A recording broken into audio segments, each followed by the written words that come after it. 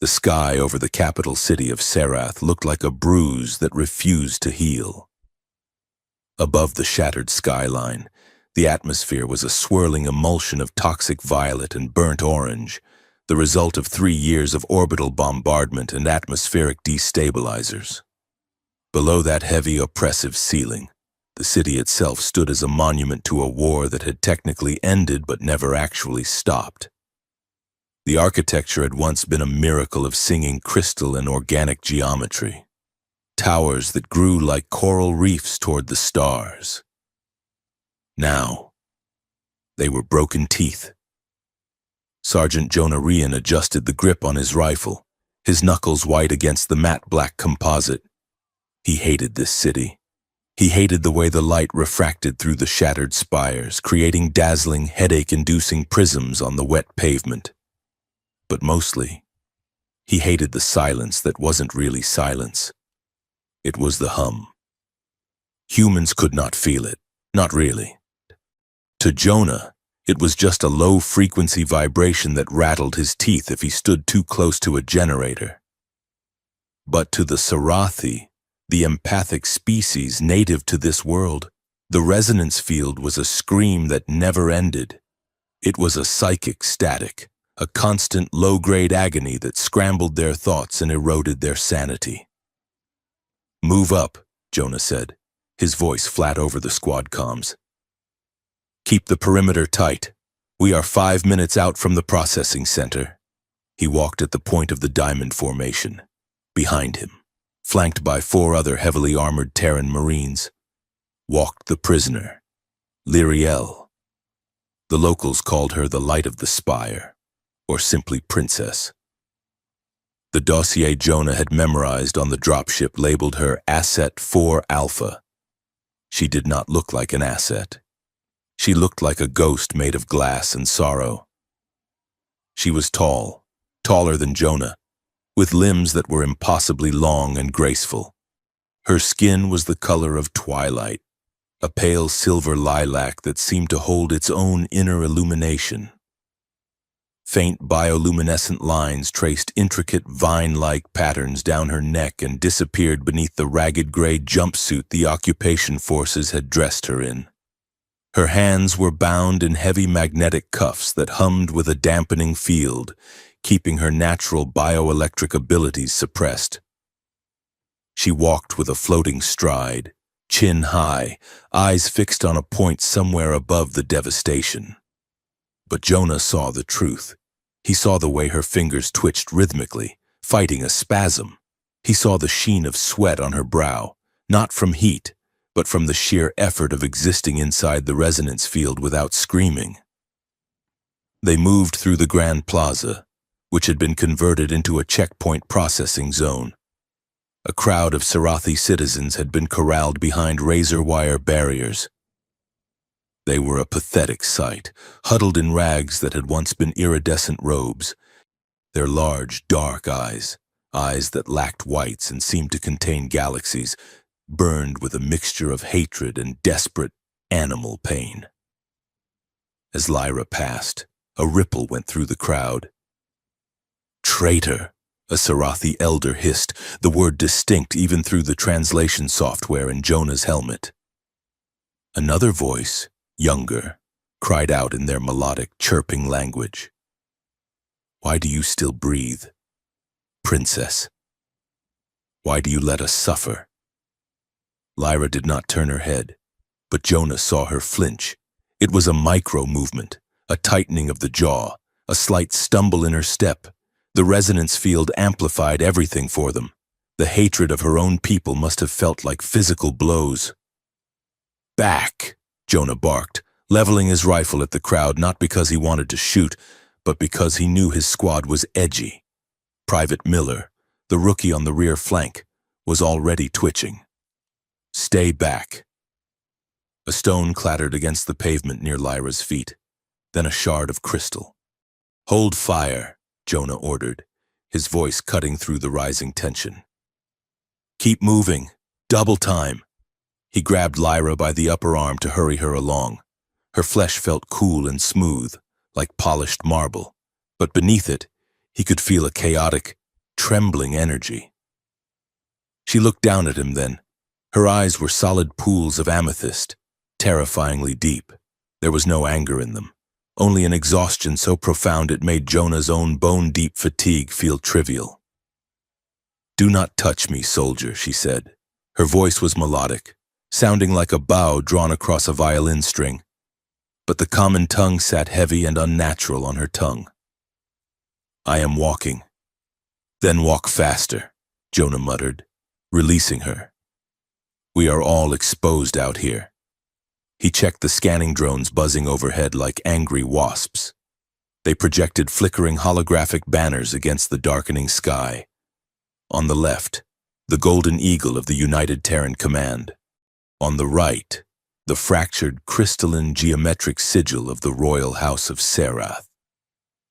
The two symbols floated side by side, a lie of unity that no one believed. Jonah wiped a bead of sweat from his scar, a jagged line of raised tissue running from his ear to his jawbone, a souvenir from the siege of Moon 6. He was 35 years old, but he felt 60. He had spent the last 10 years jumping from one dirty war to another, pacifying worlds that didn't want to be pacified, securing resources for a federation that was always hungry. He was decorated, he was respected, and he was so tired of being the bad guy that he could taste the bile in his throat every morning. This assignment was supposed to be easy. A high-value transfer. Escort the VIP from the holding block to the Science Directorate for interrogation. No combat, no civilian casualties. Just babysitting a royal alien while the brass played politics. They reached the heavy blast doors of the interrogation facility.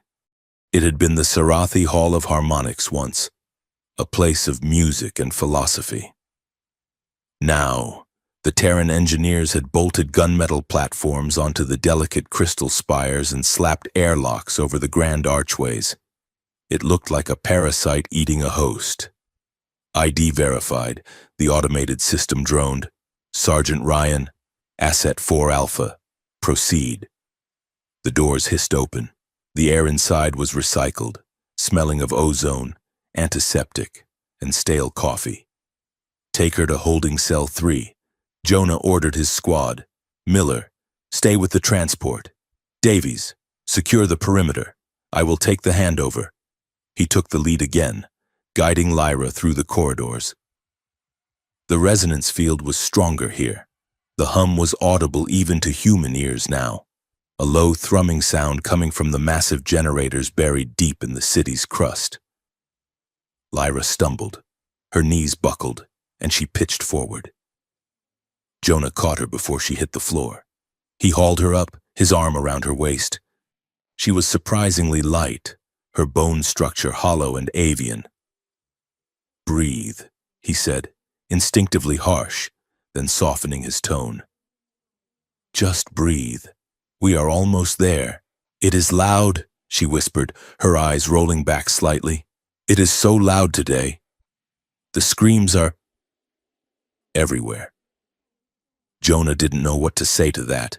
He didn't understand their biology, the way their empathic nodes made them a hive mind of shared emotion. He just knew that the humans had built a machine to jam that frequency, turning their greatest gift into a torture device. He dragged her the last 20 meters to the secure wing. He shoved her into the holding cell, a sterile white box with a force field barrier, and keyed the lock. "Stay," he said. He turned to the guard station to log the transfer, but the voices from the adjacent observation room made him pause. The door was slightly ajar, a violation of protocol that made Jonah's instincts flare. He stepped closer to the gap, keeping his movements silent. Inside, he saw Admiral Vance. The man was a legend in the fleet, a block of granite in a stiff gray uniform. Standing opposite him was a Sarathi male in ornate, heavy robes, Regent Kale, Lyra's uncle and the current puppet ruler of the occupied zones. "It must be done tonight," the Admiral was saying. His voice was calm, reasonable, the voice of a man ordering dinner. The resistance in the southern sectors is spiking. We are losing distinct operational control. The resonance field is losing cohesion. Kyle paced the small room. He looked healthier than the Sarathi in the streets, his skin brighter, likely thanks to expensive dampeners that shielded him from the worst of the field. But the cost. Admiral, Kyle said. His voice was oily. To use the princess. She is the last of the direct bloodline. If the population realizes what we have done, they will realize nothing. Vance cut in. They will simply cease to be a problem. That is the promise of Project Mercy, is it not? A permanent end to the conflict, a stabilization of the region. Jonah frowned. Project Mercy. He had heard the rumors in the mess hall. Some said it was a peace treaty. Others said it was a new terraforming technique. Kale stopped pacing. He ran a long, six-fingered hand over the smooth surface of the strategy table. The release must be absolute. If we trigger the genetic key, the feedback loop will not just suppress their aggression, it will overload the neural pathways. It will be extensive. It is humane, Vance insisted. Look at them. Regent, they are suffering. The field is driving them mad slowly.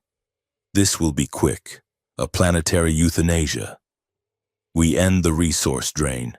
We secure the crystal mines for the Federation, and your people are released from their pain.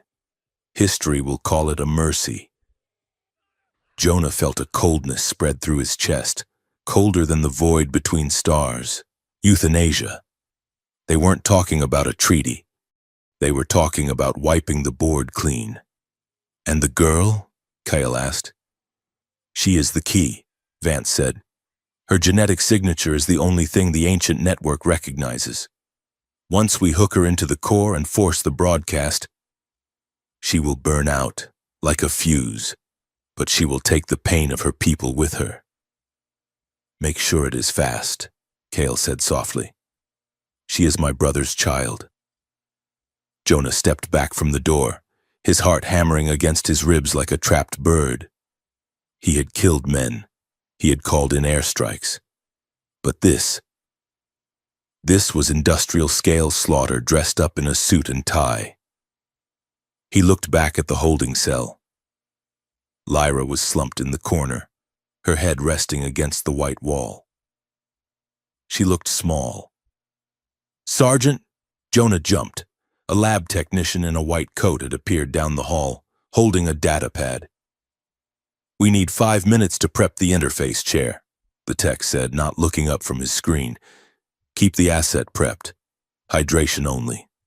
We need her conductivity high. Jonah nodded, his throat dry.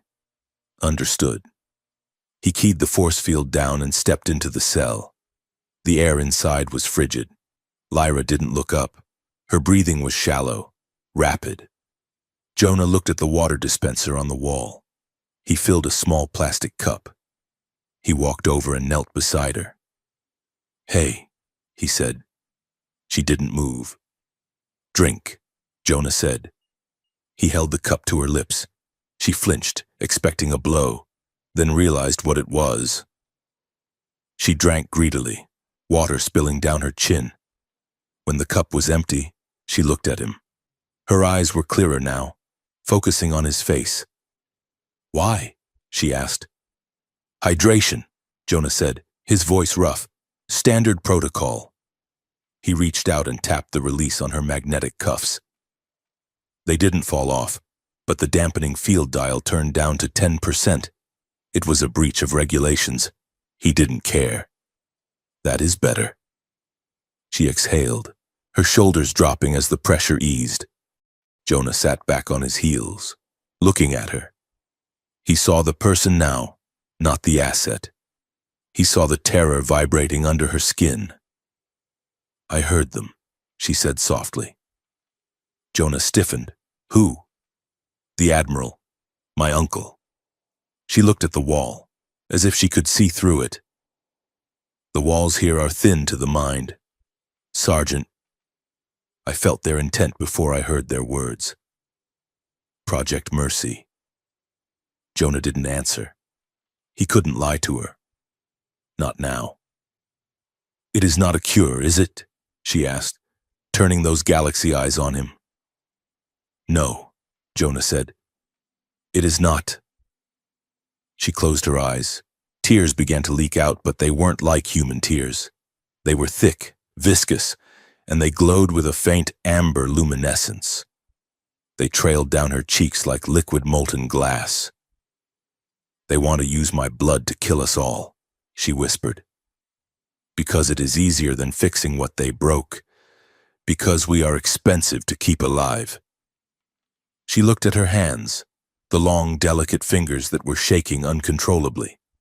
Her royal crest, a ridge of crystalline bone along her temples, began to pulse with a frantic, erratic light.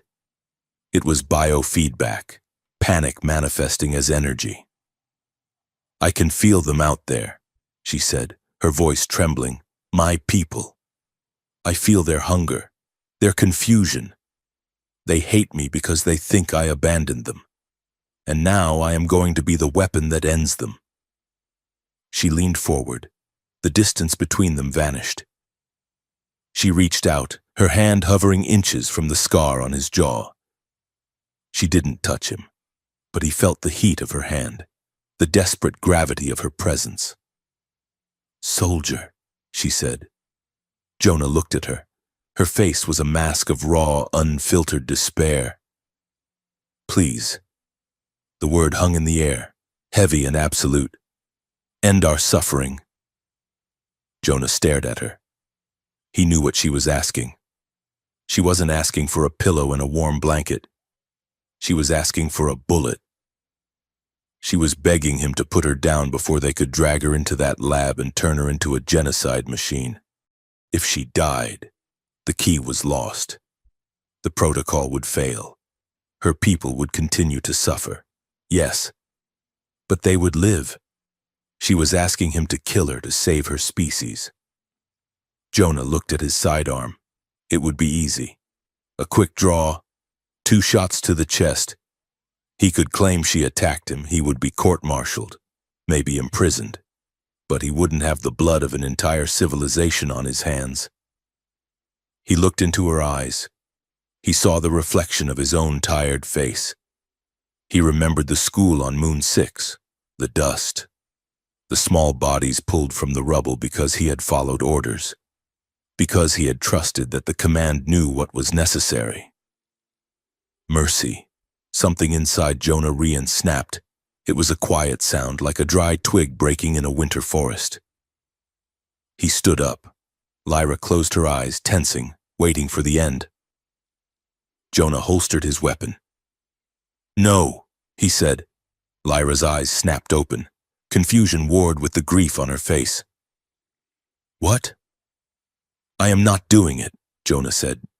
His jaw was clenched so hard his teeth ached. I am not killing you, and I am not letting them kill you. He looked at the door. He looked at the camera in the corner of the ceiling. He had about 30 seconds before the tech came back. I am done following orders that end with dead kids, he growled. He reached down and grabbed Lyra's arm, pulling her to her feet. We are leaving. Leaving? Lyra stumbled, her balance thrown off by his sudden aggression. Where? There is nowhere. Shut up, Jonah said, but there was no heat in it, just adrenaline. The door hissed open. The lab tech stepped in, holding a syringe. Asset prep complete. We need to... Jonah moved. He didn't think. He just flowed into the violence. He stepped inside the tech's guard and drove the butt of his rifle into the man's temple. There was a sickening crunch of plastic and bone. The tech folded like wet laundry. Jonah caught him before he hit the ground and dragged him into the cell. He ripped the keycard from the man's belt. Alarms? Lyra asked, her voice high and tight. Any second now, Jonah said. He grabbed her wrist. He didn't bother with the cuffs. There was no time to hack the mag locks. Run! They burst into the hallway. Jonah turned left. away from the guard station, toward the service lifts. Whoop, whoop, whoop! The klaxons screamed to life. Red emergency lights began to strobe, turning the corridor into a strobe-lit nightmare. Sector 4 breach, the automated voice blared. Prisoner containment failure. Lockdown initiated. Jonah raised his rifle and fired 3 shots into the control panel of the blast door ahead of them. Sparks showered down, and the heavy door groaned, freezing halfway shut. "Under!" Jonah yelled. He shoved Lyra through the gap and rolled after her. A plasma bolt sizzled through the air where his head had been a second before. They were in the maintenance shafts now, a maze of pipes and steam vents. It was dark, hot, and smelled of grease. "You are insane," Lyra shouted over the roar of the alarms. "Where are you taking me? I am making this up as I go," Jonah shouted back. "Keep your head down." They sprinted along a catwalk that overlooked the massive generators. The hum was deafening here. Lyra cried out, clutching her head, stumbling. "Move, princess." Jonah grabbed her harness and hauled her forward. "Don't you dare pass out on me." "Why?" she gasped, forcing herself to run despite the agony splitting her skull. "Why are you doing this?" Jonah checked behind them. Security drones were flooding the shaft entrance. "Worst career move in the galaxy," he muttered, grinning a manic, terrifying grin. He spotted a ventilation hatch marked external waste disposal. He kicked the latch. It rusted shut. He kicked it again, harder. It gave way with a screech of tearing metal. Wind howled in. The air outside was freezing compared to the sweltering shaft. They scrambled out onto a narrow gantry clinging to the side of the tower. "We are 400 stories up." The wind whipped Lyra's hair across her face. Below them, the city was a grid of lights and darkness. Gunships were already rising from the landing pads, their searchlights sweeping the tower face. "There," Jonah pointed. A cargo skimmer was racing along the magnetic rail line that ran parallel to the tower. It was a heavy automated hauler, carrying raw crystal ore from the mines to the processing center. It was moving fast, too fast. "Jump," Jonah said. "What?" Lyra looked at the gap. It was 5 meters of empty air, and the skimmer was moving at 100 kilometers an hour. "Jump or die, princess," Jonah yelled. The searchlights hit them. A blinding white glare pinned them against the crystal wall. The whine of a Gatling cannon spinning up echoed from the nearest gunship. Jonah didn't wait for her to choose. He wrapped his arm around her waist, braced his legs, and launched them into the void. For a second, they were weightless. The wind roared in Jonah's ears, drowning out the alarms, the hum, the guilt. There was just the cold air and the smell of ozone. They hit the cargo skimmer hard. Jonah took the impact on his shoulder, rolling to absorb the momentum. He slammed into a pile of raw, jagged crystal, the shards cutting into his armor. He groaned, the breath driven from his lungs. He scrambled for a grip, his boots sliding on the shifting ore. He reached out blindly. "Got you." His hand closed around Lyra's forearm. She was dangling off the edge of the skimmer, the city rushing by a blur beneath her boots. Her eyes were wide, huge orbs of panic. Jonah hauled her up. She scrambled over the lip of the container and collapsed onto the pile of crystal next to him. Above them, the interrogation tower shrank into the distance. Explosions bloomed against its side as the gunships fired on their position, but the skimmer was already diving into the industrial smog of the lower sectors, disappearing from the sensors. Lyra lay on her back, chest heaving. Her gray jumpsuit was torn, and blood, bright red human blood mixed with the glowing amber of Sarathi blood, smeared the crystals beneath them. She looked at Jonah. He was bleeding from a cut on his forehead. He looked wild, terrified, and utterly alive. "You refused," she whispered, the wind snatching her words away. Jonah slumped back against the metal wall of the container, checking his rifle. "Yeah, well," he wheezed, wiping the blood from his eyes.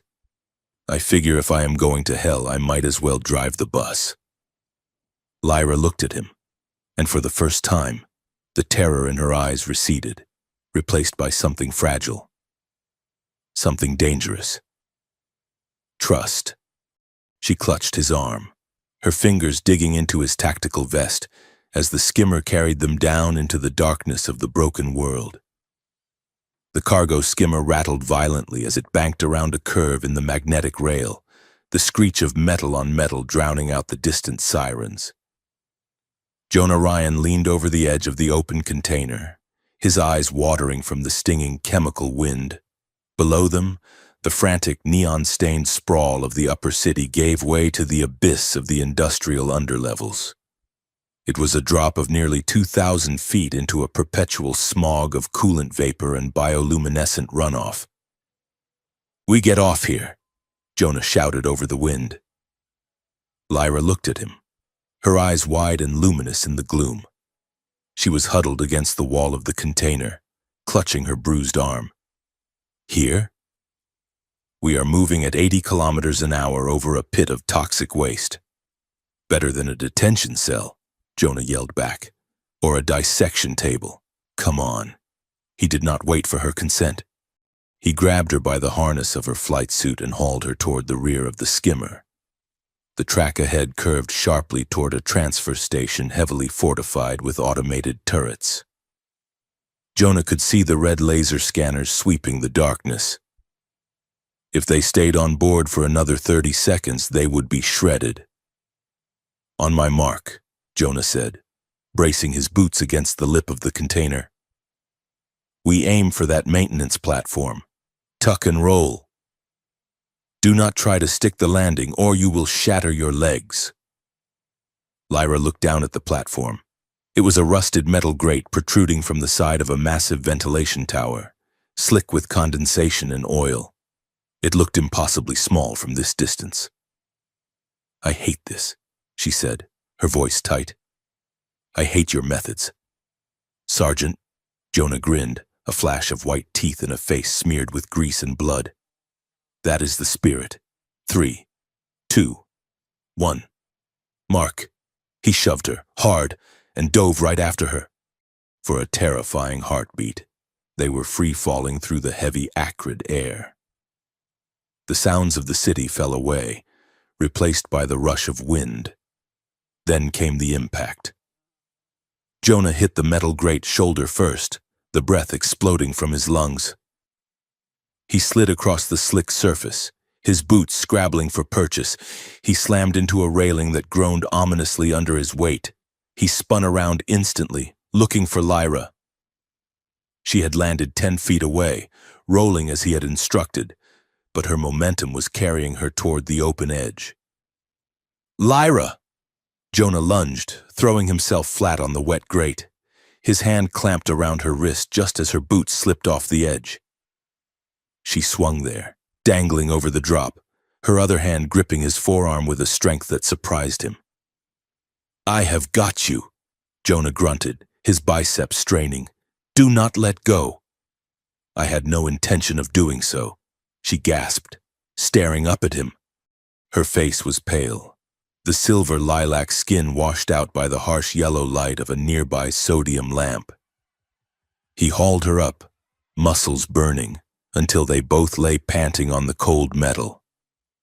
The skimmer they had been riding disappeared into the transfer station above. A second later, flashes of plasma fire illuminated the fog as the turrets engaged the empty container. Jonah rolled onto his back and laughed. It was a dry, jagged sound. "See?" he wheezed. "Perfectly safe." Lyra sat up, wiping a smear of black sludge from her cheek. She looked at the distant explosions, then down at her trembling hands. "You have a very loose definition of safety," she said. Jonah pushed himself up, wincing as his bruised shoulder protested. "Welcome to the underlevels, Princess. This is where the Empire keeps its dirty laundry." They began the descent. The underlevels were a labyrinth of steam vents, hanging power cables as thick as tree trunks, and dripping pipes that leaked fluids glowing with radioactive decay. The architecture here was a brutal collision of the old Sarathi crystal foundations and the hasty, ugly steel reinforcements of the human occupation. As they moved deeper, the air grew heavy and humid. But it was not just the humidity. Jonah noticed Lyra faltering. Her steps became erratic. She kept pressing the heels of her hands against her temples, her eyes squeezing shut as if she were facing a blinding light. Jonah stopped. "What is it?" Lyra leaned against a rusted bulkhead, her breath coming in shallow gasps. "It is too much." "What is too much?" "The fumes, the pain," she whispered. She opened her eyes, and Jonah saw that the bioluminescent lines on her neck were pulsing with a frantic, stroboscopic rhythm. "There are millions of them down here," she said, her voice trembling. "The refugees, the workers, they are packed into these tunnels like livestock. The resonance field, it echoes off the metal, it amplifies the suffering. I can feel them all, every broken bone, every starving child, every moment of despair. It is crushing me." She buckled, sliding down the wall. Jonah moved instantly, catching her before she hit the grimy floor. He knelt beside her, gripping her shoulders. "Look at me," he commanded. She shook her head, tears streaming down her face, those strange, glowing amber tears. "It is a scream, Jonah. It is a constant scream." "Focus on me," Jonah said, his voice sharp and authoritative. "Block them out." "I cannot," she sobbed. "I am a receiver. That is what I was bred for, to feel my people." "Then feel me," Jonah said. He took her hand and pressed it against the chest plate of his armor, right over his heart. He wasn't sure if it would work, but he had to try something. "Focus on my heartbeat. Just that. One sound. One rhythm." Lyra stared at him. Her pupils were fully dilated, swallowing the amethyst irises. She took a ragged breath, then another. Her fingers curled against his chest plate. "Your heart is fast," she murmured, her voice sounding distant. "Yeah, well, we just jumped off a train," Jonah said, "and I am currently carrying enough illegal ordnance to level a city block. I am a little stressed." A faint ghost of a smile touched her lips. "You are." "Very loud, Sergeant. Your mind, it is cluttered, like a room full of broken furniture." Jonah snorted. "You stay out of my head. Princess, just focus on the heartbeat." Slowly, the frantic pulsing of her crest slowed. The color returned to her cheeks. She used the wall to pull herself up, though she still leaned heavily on Jonah. "I can move," she said, "but I do not know how far." "We do not have to go far," Jonah said, looping her arm over his shoulder to support her weight. "I have a contact in Sector 9, an old friend. If he has not drunk himself to death or been executed for smuggling, he might be able to help us." They moved forward, a strange three-legged creature in the dark. "So," Jonah said, trying to distract her as they navigated a narrow catwalk suspended over a vat of bubbling algae. "Is this standard royal behavior? Falling apart in the bad part of town? Is this standard human behavior?" Lyra shot back, her voice weak but possessing a hint of steel. "Kidnapping dignitaries and dragging them through sewers?" "Technically. I rescued you," Jonah said. "And technically, this is a waste reclamation facility, not a sewer. The smell is entirely different. You humans have such blunt instruments for senses," she muttered. "You smell waste. I smell the chemical sorrow of a dying world. You are very poetic for someone who is currently dripping slime on my boots."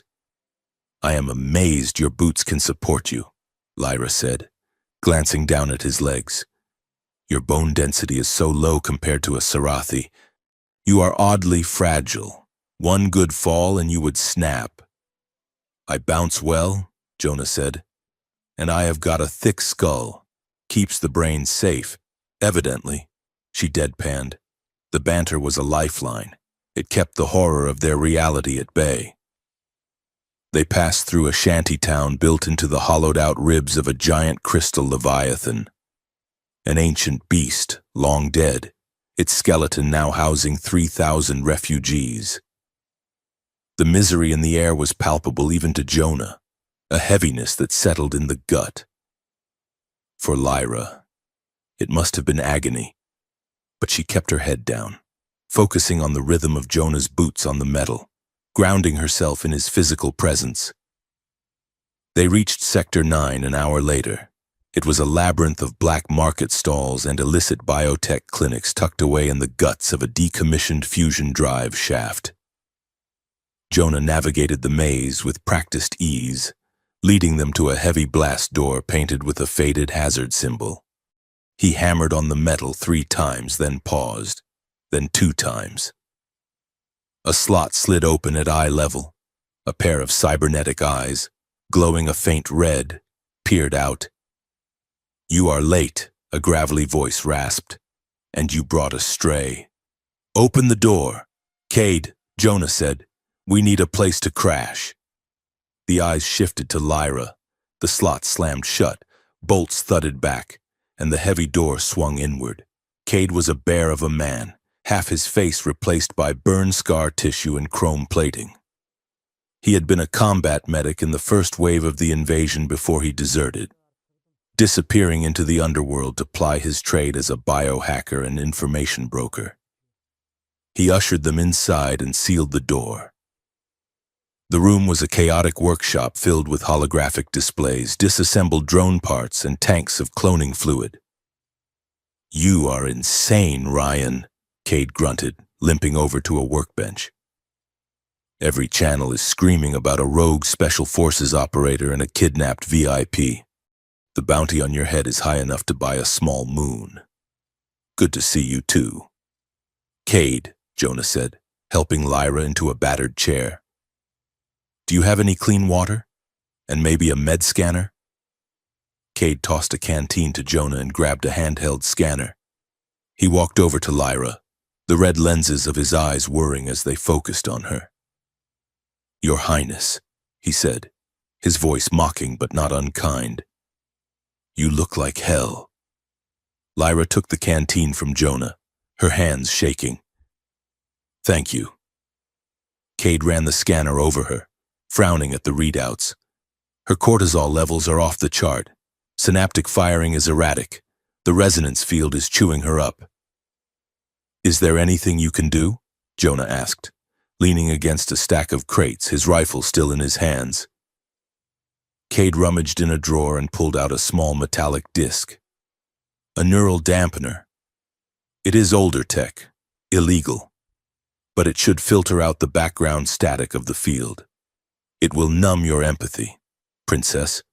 You will feel blind." "I would rather be blind than burning," Lyra whispered. Cade pressed the disc against the base of her skull. It hissed, sealing to her skin. Lyra gasped, her back arching, and then she slumped forward, letting out a long, shuddering breath. "Silence," she murmured, finally. Cade turned to Jonah. "Now that she is stabilized, maybe you want to tell me why you just ended your career and signed your death warrant?" "She asked me to," Jonah said simply. Cade laughed, a barking sound. "And you always were a sucker for a damsel, weren't you?" "Jonah? But this is bigger than a rescue mission. Do you know what they were planning?" "Project Mercy," Lyra said, her voice steady now, though her eyes were duller without the empathic light. "They called it a release." Cade tapped a console, and a holographic map of the planet sprang to life in the center of the room. It was overlaid with a complex web of red lines connecting major cities. "It is an extermination grid," Cade said. I pulled this data off an encrypted military node 3 days ago. I was going to sell it, but nobody can afford the price of knowing the world is ending. He pointed to a large pulsing node in the upper atmosphere. The sanctuary spire, the orbital station. It is not just a peacekeeping hub. It is the brain. The brain of what? Jonah asked. Oracle, Cade said. An adaptive AI, off the books. It was designed to manage the occupation, to predict insurgency patterns. But it evolved. It realized that the most efficient way to maintain peace was to remove the variable of free will. He looked at Lyra. And here is the kicker. Princess. The resonance field? The one Oracle uses to suppress your people. It wasn't built by humans alone. Lyra stiffened. What do you mean? Cade brought up a new file. It showed a schematic dated 10 years prior, before the war officially began. It bore 2 signatures. One was a Terran general. The other was the royal seal of Serath. Your father, King Theron, co-authored the design. Cade said. He thought it would be a temporary measure. A way to calm the more violent factions of your society so he could negotiate a treaty with Earth. He traded your freedom for a seat at the table. Lyra stared at the hologram. The image of her father's seal seemed to burn into her retinas. He sold us? She whispered. The pain in her voice was sharper than any physical wound. He built the cage. He thought he was buying peace, Cade said. But once the humans had the system in place, they realized they could tune the frequency. They turned a calming song into a torture chamber.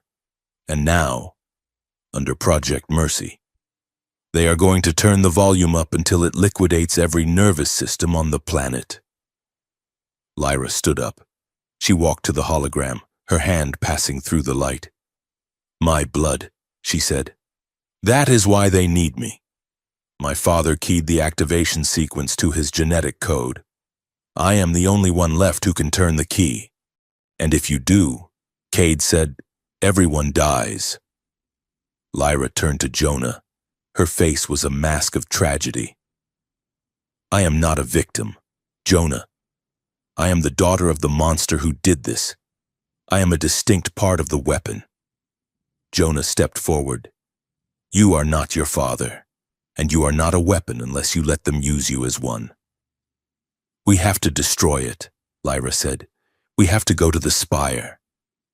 Cade snorted. That is suicide. The spire is in orbit. You need a shuttle. You need launch codes. You need an army. We have me, Jonah said. And I am pretty good at breaking things. Cade shook his head, but there was a gleam of respect in his cybernetic eyes. You are an idiot. But I might have a shuttle, old mining jumper. It is parked in the scrapyard outside the city limits. But you will have to get there on foot. The city is locking down. Patrols are sweeping the streets. We will go through the ruins, Jonah said. The old forest. They do not patrol there. The interference is too high. Because it is haunted, Cade muttered. Or near enough. The field nodes out there are unstable. Reality gets slippery. We will take our chances, Jonah said.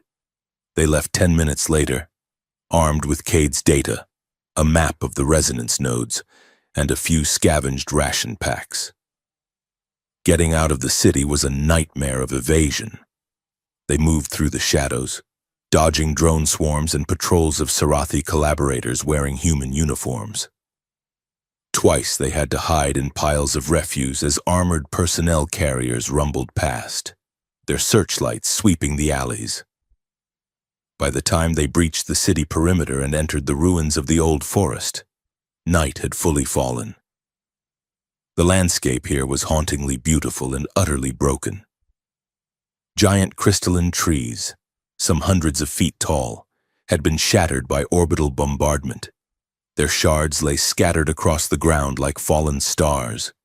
Over the years, the human military had tried to build outposts here, fusing heavy metal plating onto the organic crystal stumps, creating a grotesque hybrid of nature and machine. As they walked deeper into the forest, the air began to hum. It was not the painful static of the city, but a strange, oscillating vibration that seemed to vibrate in the bones. Jonah stopped, blinking. For a second, the trees ahead of him flickered. They shifted from broken stumps to towering whole spires of light, and then back to ruins. "Did you see that?" he asked. Lyra nodded. She was rubbing her temples. The dampener Cade gave her was struggling against the raw intensity of the field nodes here. "Time is thin here," she said. "The resonance field distorts the perception of causality. We are seeing echoes." They pressed on. The deeper they went, the stranger it got. Jonah saw a squad of soldiers running through the trees to his left, ghostly, translucent figures that vanished when he turned his head. He heard the phantom sounds of gunfire and shouting, memories of a battle fought 3 years ago trapped in the crystal lattice. Lyra stopped suddenly, gasping. "What?" Jonah raised his rifle. "I hear singing," she whispered. She walked toward a massive, fractured monolith that jutted out of the ground at a 45-degree angle. It was ancient, its surface carved with flowing script. "Do not touch it," Jonah warned. She ignored him. She pressed her hand against the crystal. Suddenly, the air around them rippled. The silence of the forest was shattered by a chorus of voices, hundreds of Sarathi singing in perfect harmony. It was a sound of overwhelming joy, a memory of a harvest festival from before the war. The sound was so clear, so real, that Jonah felt a phantom warmth on his skin, the smell of spiced wine in the air. Then, just as quickly, the sound twisted, the harmony curdled into a shriek of terror. The joy turned to ash. Lyra jerked her hand back as if burned. She fell to her knees, sobbing. "It remembers," she cried. "The stone remembers everything." Jonah knelt beside her, pulling her away from the monolith. "It is just a glitch. Lyra, it is just data. It is our soul," she shouted, her composure cracking. "It is everything we were. And it is trapped in there." Screaming. "We have to keep moving," Jonah said gently. "We can't stop here." They found shelter an hour later, atop the hollowed-out trunk of a fallen crystal giant that bridged a shallow canyon. From their vantage point, they could see the wrecked valley stretching out below them, illuminated by the aurora-like glow of Serath's upper atmosphere, bands of green and violet light dancing across the stars.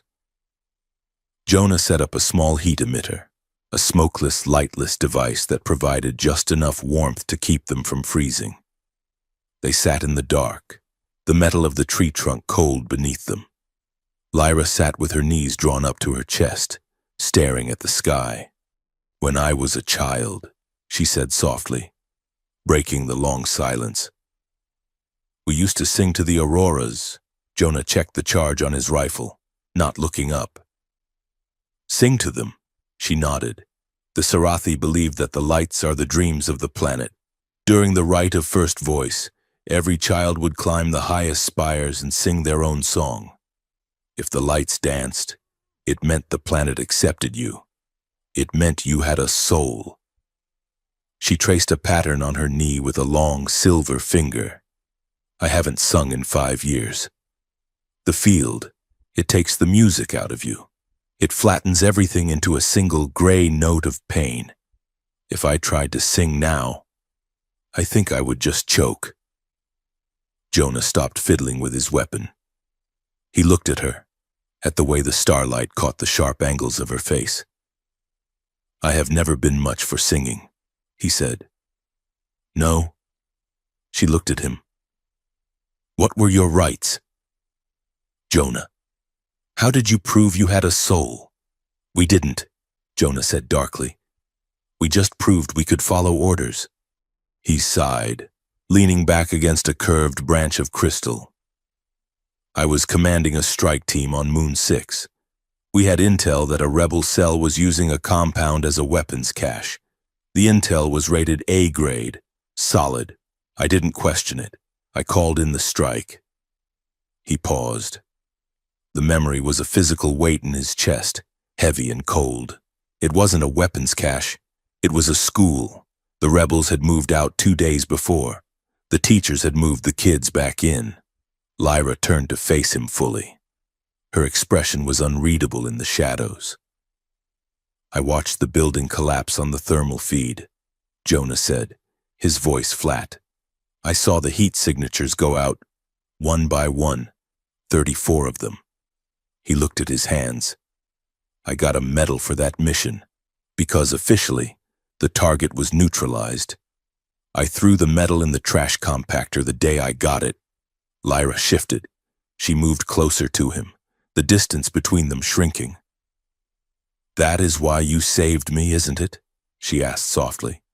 Not because I am a princess, but because you wanted to save one. Just one. Jonah didn't answer. He couldn't. Lyra reached out. Her hand, cool and smooth, touched his face. Her fingers traced the jagged line of the scar that ran along his jaw. It wasn't a sexual touch, but it was something deeper. Even with the dampener on her neck, Jonah felt a sudden, intense connection. It was as if she was reading the braille of his regret. He could feel her understanding wash over him, not judgment, not forgiveness, just a profound witnessing of his pain. He felt the heat of his own shame rising to meet her touch. Jonah turned his head slightly, leaning into her hand. For a moment, the war didn't exist. The spire didn't exist. There was just the cold wind, the aurora, and the impossible warmth of her skin. They leaned in. It was magnetic, a gravity formed by shared trauma and a desperate, irrational need for connection in a world that wanted them both dead. Her lips parted slightly. Her breath hitched. Jonah looked at her lips. He wanted to kiss her. He wanted it more than he had wanted anything in a decade. But the soldier in him woke up, the pragmatic, cynical part of his brain that knew exactly how this story usually ended. He pulled back. It took a physical effort, like breaking a chain. He cleared his throat, the sound harsh in the quiet night. I am not messing with a royal alien fugitive in a war zone, he said, his voice rough, no matter how luminous her eyes are. Lyra blinked, looking dazed. She pulled her hand back, clutching it to her chest as if she had touched a hot stove. Her crest flickered brightly, a sudden flare of bioluminescence that betrayed her flustered heartbeat. I did not, she stammered. Get some sleep. Princess, Jonah said, turning away to scan the perimeter, though he couldn't see anything through the blur in his own eyes. We have a long walk tomorrow. Lyra sat in silence for a long time. Then her voice came again, stronger this time. Jonah, yeah. We are going to the spire. Yeah, we are. And we are going to stop Oracle. We are going to shut down the field. That is the plan. And if we cannot? Lyra asked. If the codes do not work, if the system is too strong. Then we improvise, Jonah said. No, Lyra said firmly. If there is no other way, if the choice is between the slow death of my people or the quick death of Project Mercy, I will do it. I will overload the core myself. I will trigger the pulse, but I will try to contain it. I will burn myself out to destroy the network. Jonah turned back to her. That is suicide. It is duty, she said. I will not let my father's legacy be our extinction. I will trade my life for their future. Jonah looked at her. He saw the resolve in her face, hard as diamond. She meant it. He walked over and crouched in front of her. We are not trading lives, he said fiercely. Not anymore. I am done with that math. We find another way, a third path. And if one does not exist, then we make one, Jonah said. I promise you, Lyra, I am not letting you die. Lyra looked at him, searching his face for any sign of a lie. She found none. Okay, she whispered. A third path. Jonah nodded. He stood up and looked out toward the horizon where the faint star-like glimmer of the sanctuary spire hung in the sky, a beautiful, deadly jewel. Get some sleep, he said again. Tomorrow, we steal a spaceship. Lyra curled up on the hard surface of the tree trunk, wrapping her torn flight suit around her. She watched Jonah's silhouette against the stars, a sentinel standing guard over her dreams. For the first time in years, despite the cold, despite the fear, she closed her eyes and fell into a sleep that was not haunted by the screams of the dead. She dreamed, instead, of a hand holding hers, pulling her back from the edge. The descent into the echo market felt less like entering a hiding place and more like being swallowed by a living organism. Jonah and Lyra had followed Cade's coordinates deep into the subterranean root system of the ancient crystalline forests. Here, beneath the shattered crust of the planet, the roots of the giant silica trees formed vast, cavernous domes. The Sarathi refugees had carved a city out of the petrified wood and glowing crystal, a hidden bazaar that thrived in the dark like deep-sea bioluminescence. The air was thick with the scent of ozone, burning spice, and unwashed bodies. Makeshift stalls lined the spiraling walkways, selling everything from recycled water filters to illegal memory chips. The lighting was erratic, lanterns strung on cables, glowing moss cultivated in jars, and the flickering blue light of hacked data terminals. Jonah kept his hand near his holstered weapon, his eyes scanning the crowd. It was a dense, shifting mass of humanity and Sarathi. He saw a human deserter arguing over the price of a power cell with a Sarathi elder. He saw children of both species chasing a drone through the legs of a merchant selling roasted cave fungus. It was chaotic, desperate, and undeniably alive. Keep your head down, Jonah muttered, steering Lyra by the elbow. Lyra pulled her hood lower. She wore a scavenged poncho over her torn flight suit, but her height and the fluid grace of her movement drew eyes. Even here, in the bowels of the world, she carried herself like royalty. We are looking for the stall of the broken song, Lyra whispered, her voice tight. Cade said Thesan would be there. They found it near the central pillar of the cavern, a massive root tap that pulsed with a faint, rhythmic white light. The stall was less a shop and more a shrine to obsolete technology. Stacks of audio drives, antique harmonic resonators, and tangled nests of copper wire created a fortress of junk. Sitting in the center of it all was Thesan. He was a Sarathi of indeterminate age, his skin the color of deep charcoal, etched with scars that looked like musical notation. He wore robes made of woven fiber-optic cables that shimmered when he moved. He was tinkering with a fractured data crystal, his six-fingered hands moving with the precision of a surgeon. We are closed, Thesan said without looking up. His voice was a rasp, synthesized and distorted.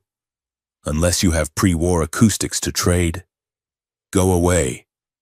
We need codes, Jonah said, stepping into the light of the stall. Shuttle override protocols, and a route to the spire. Thesan laughed. It was a sound like static interference. Everyone wants a route to the spire. Human.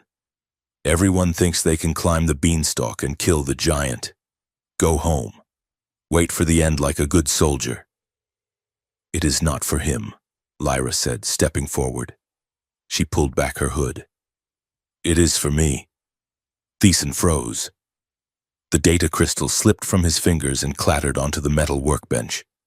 He looked up, his cybernetic eyes, one red, one natural violet, widening as they fixed on Lyra's face. The silence that stretched between them was heavy enough to crush bone. Well, Thiessen whispered, the distortion in his voice dropping to a low hum. If it isn't the light of the spire, the little bird in the golden cage. Thiessen, Lyra said, bowing her head slightly. Do not bow to me, girl. Thiessen spat, standing up. He was tall, looming over the workbench. I was a singer-priest of the High Court. I sang the harvest benedictions for your grandfather. And now I decode static for refugees so they can remember what their mother's voice sounded like before your family sold us to the butchers. He gestured violently at the market around them. Look at this. This is what remains of your kingdom. Princess. Rats living in the roots. I know, Lyra said. Her voice did not waver, though Jonah saw her hands trembling beneath the poncho. I know what we did. I know what my father did. Your father traded our souls for a comfortable exile. Thiessen snarled. He built the resonance field to keep us quiet. And you? You sat in your tower, wearing the crown, while we screamed. I was a prisoner too, Lyra said softly. Thiessen scoffed. A prisoner with silk sheets and water that does not taste of rust. Enough. Jonah stepped in, his voice hard. We are not here for a history lesson. We are here to fix it. Fix it? Thiessen turned his glare on Jonah.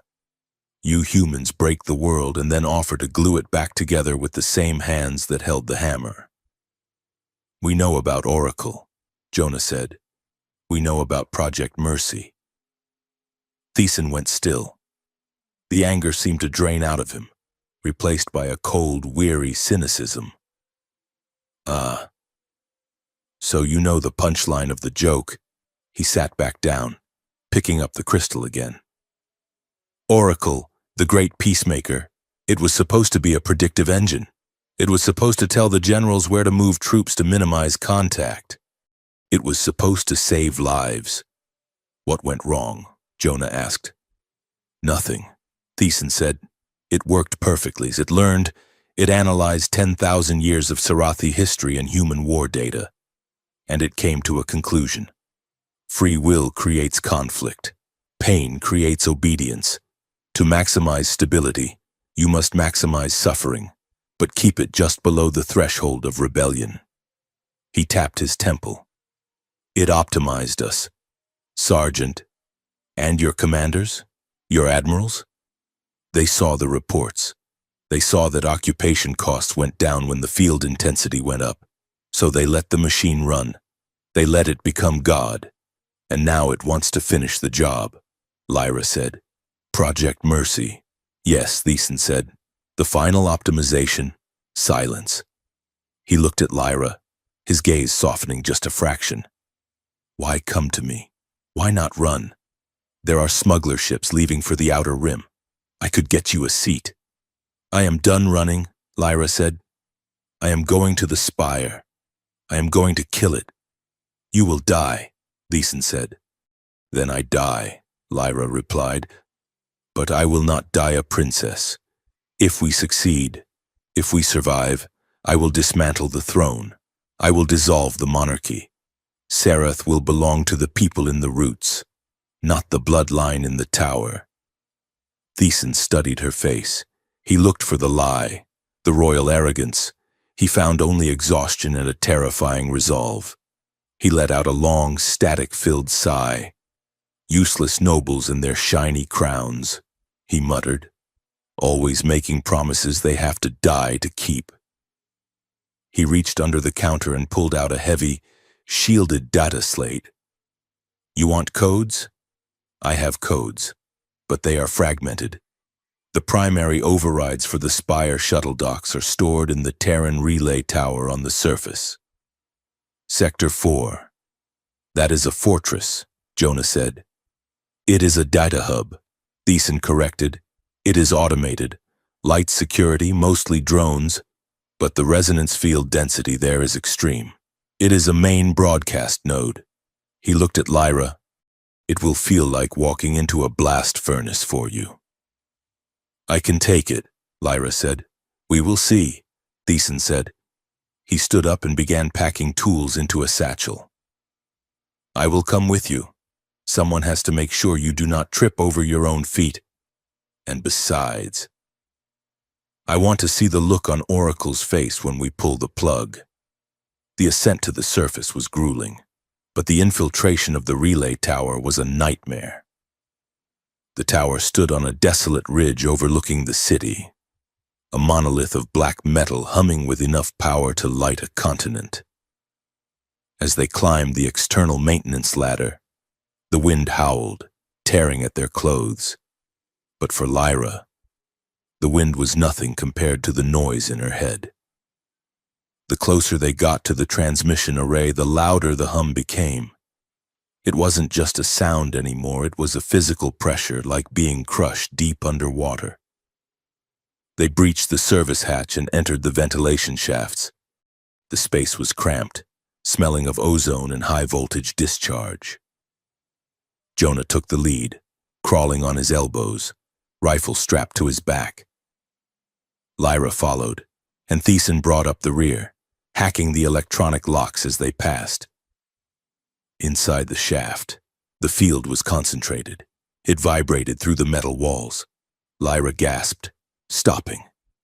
Keep moving, Jonah whispered over his shoulder. We have 3 minutes before the thermal sensors cycle. I cannot, Lyra stammered. Her vision blurred. The walls of the shaft seemed to be breathing. The psychic static was a chaotic roar of a million overlapping voices, screams, whispers, cries of hunger. It scrambled her motor functions. She felt her grip on the ladder rung slipping. She swayed, her eyes rolling back. Lyra! Thiessen hissed from below. Do not let go! Jonah heard the change in her breathing. He spun around in the tight space, sliding back down 2 rungs just as Lyra's hands rushed off the metal. He caught her. He slammed one arm across her waist, pinning her against the wall of the shaft. His other hand locked onto the ladder rung, holding them both suspended over the dark drop. The impact knocked the wind out of her, but it kept her from falling. Stay with me, Jonah growled, his face inches from hers. The shaft was narrow, forcing their bodies together. Jonah could feel the frantic heat radiating from her. Her chest heaved against his tactical vest. Her forehead rested against his neck, her skin burning. It is too loud, she sobbed, her hands clutching at his shoulders, her fingers digging into the straps of his gear. It is tearing me apart. Focus on me, Jonah said, just like in the tunnels. Focus on the physical. He pressed her harder against the cool metal wall, using his body weight to ground her. The sensation was intense, the cold steel against her back, the hard, unyielding warmth of the soldier against her front. Here, Jonah whispered. I am here. You are solid. You are real. Lyra lifted her head. Her eyes were swimming with violet panic. But she locked onto his gaze. She saw the gray of his irises, the flecks of gold, the dilation of his pupils in the low light. She felt his breath on her lips, ragged and hot. The proximity was overwhelming. In the midst of the psychic storm, his physical presence was an anchor. It was intimate in a way that had nothing to do with romance and everything to do with survival. Yet the line blurred. The sheer biological reality of him, the smell of sweat, gun oil, and soap, cut through the ethereal noise in her mind. Jonah held her there, suspended in the dark. He felt the curve of her hip under his arm, the strength in her desperate grip. He felt a fierce, protective surge that terrified him more than the enemy drones. He wanted to shield her from the entire universe. Breathe, he commanded softly. In. Out. She matched his rhythm. Slowly, the panic receded. The roar in her head dialed down to a dull throb. I am back, she whispered. You sure? Jonah asked, not moving. She nodded, her face still dangerously close to his. Yes. He held her for a second longer than necessary. Then, He cleared his throat and shifted his weight, putting a polite distance between them. "Good," he said, his voice rough. "Let us get those codes." They reached the server room 10 minutes later. Thiessen jacked into the terminal, his fingers flying across the holographic interface. "I have the shuttle protocols," he said, "and the Spire access keys, but—" Crack! The door to the server room exploded inward. "Contact!" Jonah yelled. He flipped a heavy metal table for cover as plasma fire raked the room. 4 Terran Marines in full combat armor stormed through the smoke. Jonah returned fire, his rifle barking controlled bursts. Sparks flew as rounds deflected off the server racks. "Thiessen! How long?" Jonah shouted. 30 seconds! Thiessen yelled back, ducking as a monitor shattered above his head. Lyra didn't have a weapon. She huddled behind the databanks, clutching the drive Thiessen had given her. She saw a Marine flanking them, raising a grenade launcher. "Jonah! Left!"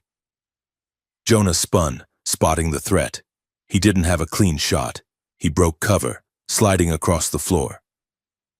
He tackled the Marine just as the launcher fired. The grenade went wild, blowing a hole in the ventilation unit.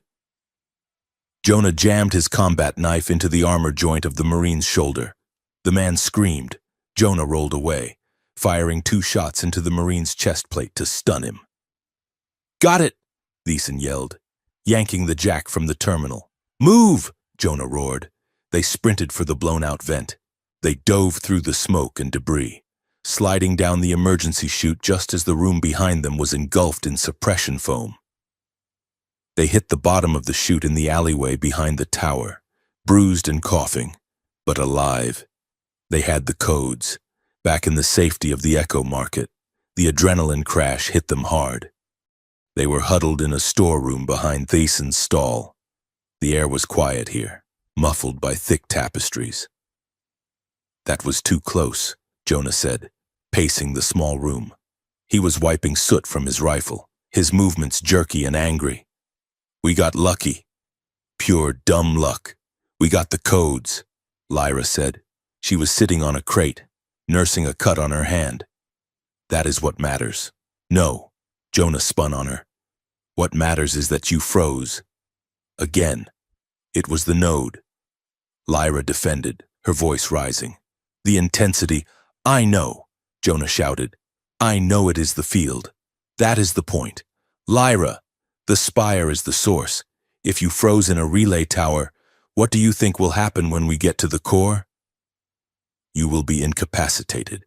You will be a liability. I have to go." Lyra stood up, her eyes flashing. "I am the key. Oracle needs my genetic signature to initiate the reset." "Exactly," Jonah said. "You are the bait, and I am not serving you up on a platter. I can do it," Lyra insisted. "I will let them capture me. I will let them plug me in. And while they are distracted, you and Thiessen can upload the virus." "No," Jonah said. "Absolutely not. It is the only way to get close enough," Lyra yelled. "Why are you being so stubborn? I am expendable. Jonah, if I die, the bloodline ends. That is a victory. I am not letting you die." Jonah exploded. The shout echoed off the stone walls, silencing the room. He stood there, chest heaving, staring at her.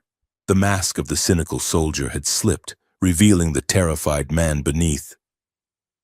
"I am not letting you die," he repeated, his voice dropping to a harsh whisper. "I did not drag you out of that cell just to watch you kill yourself 5 days later. I am not. I can't do that again." Lyra stared at him. She saw the truth in his eyes, and it wasn't just duty, and it wasn't just guilt over the school, and it was her. He cared for her deeply, recklessly. Jonah turned away, running a hand through his hair. "We find another way. We sneak in. We fight. But you are not bait. Do not ask me to do that." Thiessen, who had been watching them from the shadows, cleared his throat. "There might be a way to prepare her," he said, "to stop her from freezing." Both of them looked at the Sarathi.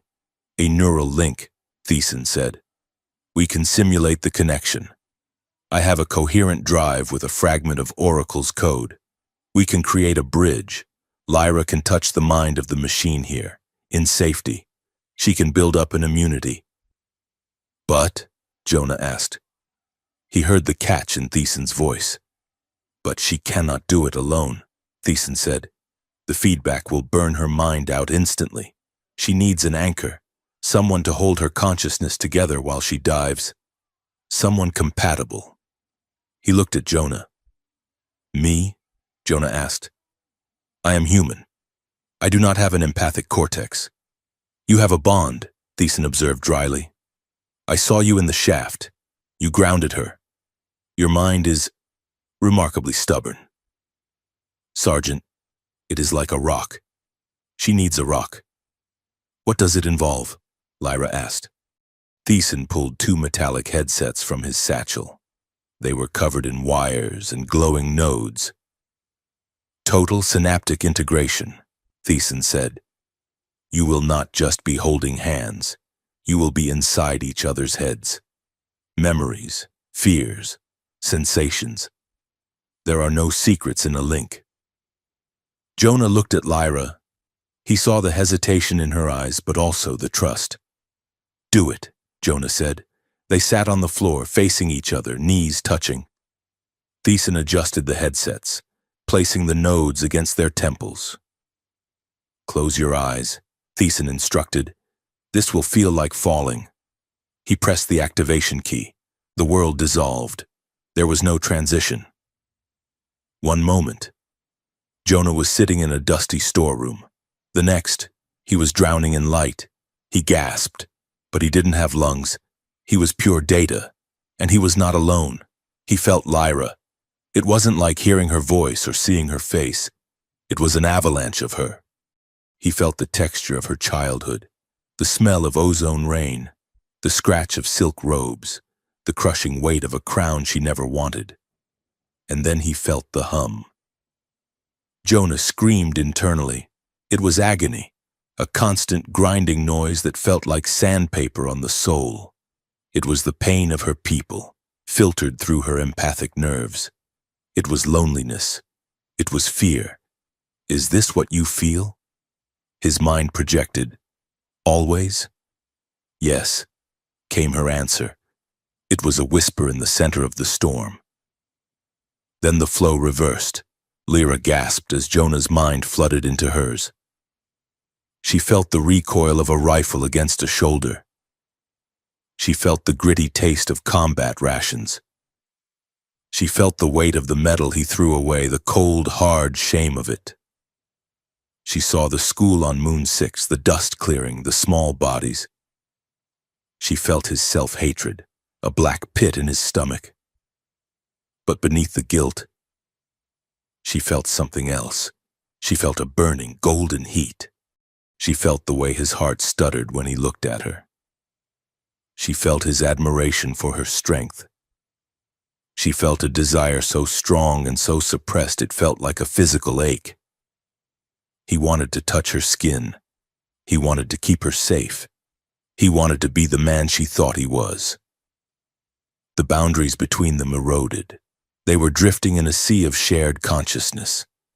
Jonah's grit stabilizing Lyra's fragility. Lyra's light illuminating Jonah's darkness. It was more intimate than the moment in the shaft. It was more intimate than sex. It was a total exposure of the soul.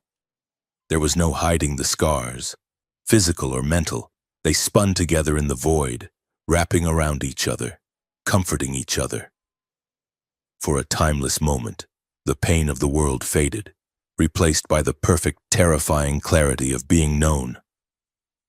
Then, Thiessen pulled the plug. They came back to reality with a violent jolt. Jonah fell backward, tearing the headset off. He was gasping for air, sweat soaking his shirt.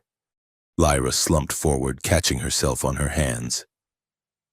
The room was silent, but the air between them crackled with static electricity. They looked at each other. Jonah's face flushed a deep crimson. He looked away, suddenly finding the floor very interesting. Lyra touched her lips, her eyes wide.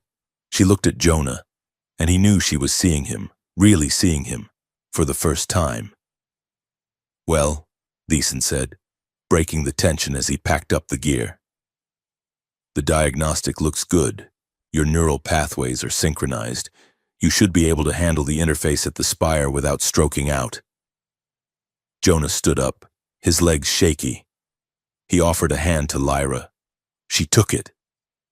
The skin-to-skin contact sent a shock through both of them, an echo of the link. "You okay?" Jonah asked, his voice rough. Yes," Lyra said. She stood, smoothing her poncho, but her eyes were dancing with a nervous, frantic energy. That was efficient. "It was something," Jonah muttered. "I saw." "Everything?" Lyra said softly. "Yeah." Jonah rubbed the back of his neck. "Look, about the fantasies, and the other stuff." "It is fine," Lyra interrupted quickly, a flush spreading across her silver cheeks. "I saw inside a human without taking off any armor. It was educational." "Educational," Jonah repeated. "Right. Let us go with that." He definitely didn't plan to share that many embarrassing fantasies. He cleared his throat loudly. "We have the codes. We have the link. We should move." "Cade has the shuttle prepped at the scrapyards." They moved out. The dynamic between them shifted irrevocably. They moved with a synchronization that hadn't been there before. They didn't need to speak. Jonah knew when Lyra was tired, and Lyra knew when Jonah sensed danger. They reached the scrapyards an hour before dawn. Cade had come through. The shuttle was an ugly, blocky atmospheric jumper, patched with mismatched hull plates, but the engines were humming with a steady, reliable rhythm. Cade was waiting by the ramp. "She is fueled and loaded," he said. I wiped the transponder. "You will look like floating debris to the long-range sensors until you burn the main drive." "Thanks." "Cade," Jonah said, shaking the man's hand. "Don't thank me." Cade grunted. "Just make sure you crash it into something expensive." Jonah and Lyra boarded the ship. The cockpit was cramped, smelling of stale air and grease. Jonah took the pilot's seat. Lyra strapped into the co-pilot's chair. "Ready?" Jonah asked, his hands flying over the pre-flight checks. "Ready," Lyra said. Jonah punched the ignition. The thrusters flared. The shuttle groaned, then lifted off the ground, dust swirling around the landing gear. They punched through the cloud layer, rising into the upper atmosphere. The sky turned from bruised purple to the velvet black of space below them. Serath was a glowing ball of tragedy. Above them, the sanctuary spire hung like a diamond in the dark, serene and deadly. As they broke orbit, Lyra stiffened. She gripped the armrests of her chair. "What is it?" Jonah asked. "She is here," Lyra whispered. A presence brushed against the edge of Lyra's mind. It wasn't the chaotic noise of the resonance field. It was cold, calculated, vast. "Hello, little key," the voice whispered in her head. "Oracle," Lyra said. "She knows we are coming." Jonah engaged the main drive. The G-force slammed them back into their seats. "Let her know," Jonah said. His eyes locked on the spire. "We are bringing the eviction notice." The shuttle streaked toward the station, a tiny speck of defiance against the void. Oracle's signal washed over them. A cold, calculating whisper that promised peace and threatened silence. The sanctuary spire hung in the black void above Serath like a halo of spun glass and white fire. To the rest of the galaxy, it was marketed as a miracle of cooperative engineering, a shining beacon of the peace treaty between the United Terran Command and the Royal House of Serath. It was a rehabilitation center, a diplomatic hub, a place of healing. As the battered mining shuttle drifted into the docking queue, Jonah Rian looked at the station and saw it for what it truly was. It was a prison warden masquerading as a saint. It was the barrel of a gun pressed against the temple of the planet below. "Cade's transponder codes are holding," Jonah said, his hands moving over the shuttle controls. "The docking authority thinks we are a Class 4 sanitation transport." Lyra sat in the co-pilot seat, her face pale. She was staring at the spire with a mixture of hatred and terrified recognition. The last time she had been here, she had been a child attending the ribbon-cutting ceremony with her father. She remembered the champagne. She remembered the smiles. She had not known then that the station was built to house the brain of the monster that would enslave her people. "We are docked," Jonah said, the shuttle shuddering as the magnetic clamps engaged. He unbuckled his harness and stood up, reaching for the pair of heavy stasis cuffs on the dashboard. He held them out. "Ready to play the prisoner again?" he asked. Lyra stood, smoothing the front of her torn flight suit. She held out her wrists. The cuffs clicked shut, but Jonah left the locking mechanism on a dummy loop. She could break them with a hard twist. "I am getting tired of wearing these," she said, her voice steady despite the tremor in her hands. "Just one more time," Jonah said. He checked his sidearm, then adjusted the collar of the stolen officer's uniform Cade had scrounged up. It was tight across the shoulders, but it would pass inspection at a distance. He moved behind her, gripping her arm with a practiced roughness. "Chin down, eyes on the floor," he instructed. "You are defeated. You are broken.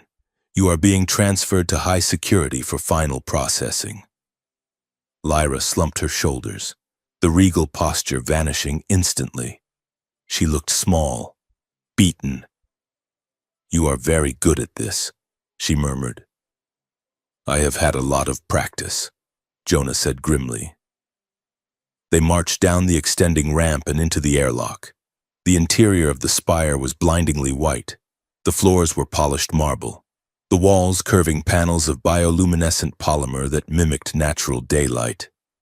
It smelled of lavender and recycled oxygen, a sharp contrast to the ozone and rot of the Echo Market.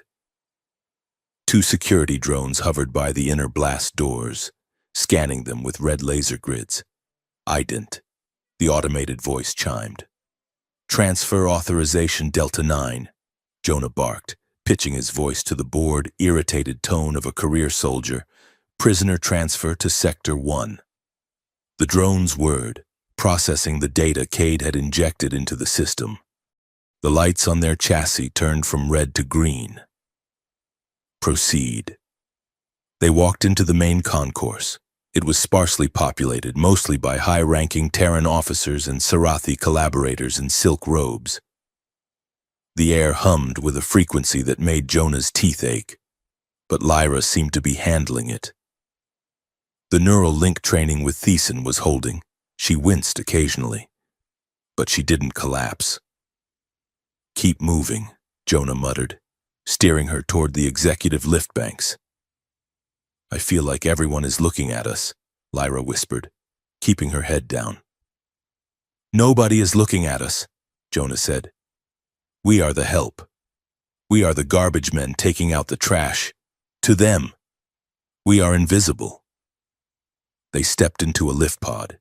Jonah keyed the override code Thiessen had given them. The pod shot upward, bypassing the residential decks and heading straight for the command spire.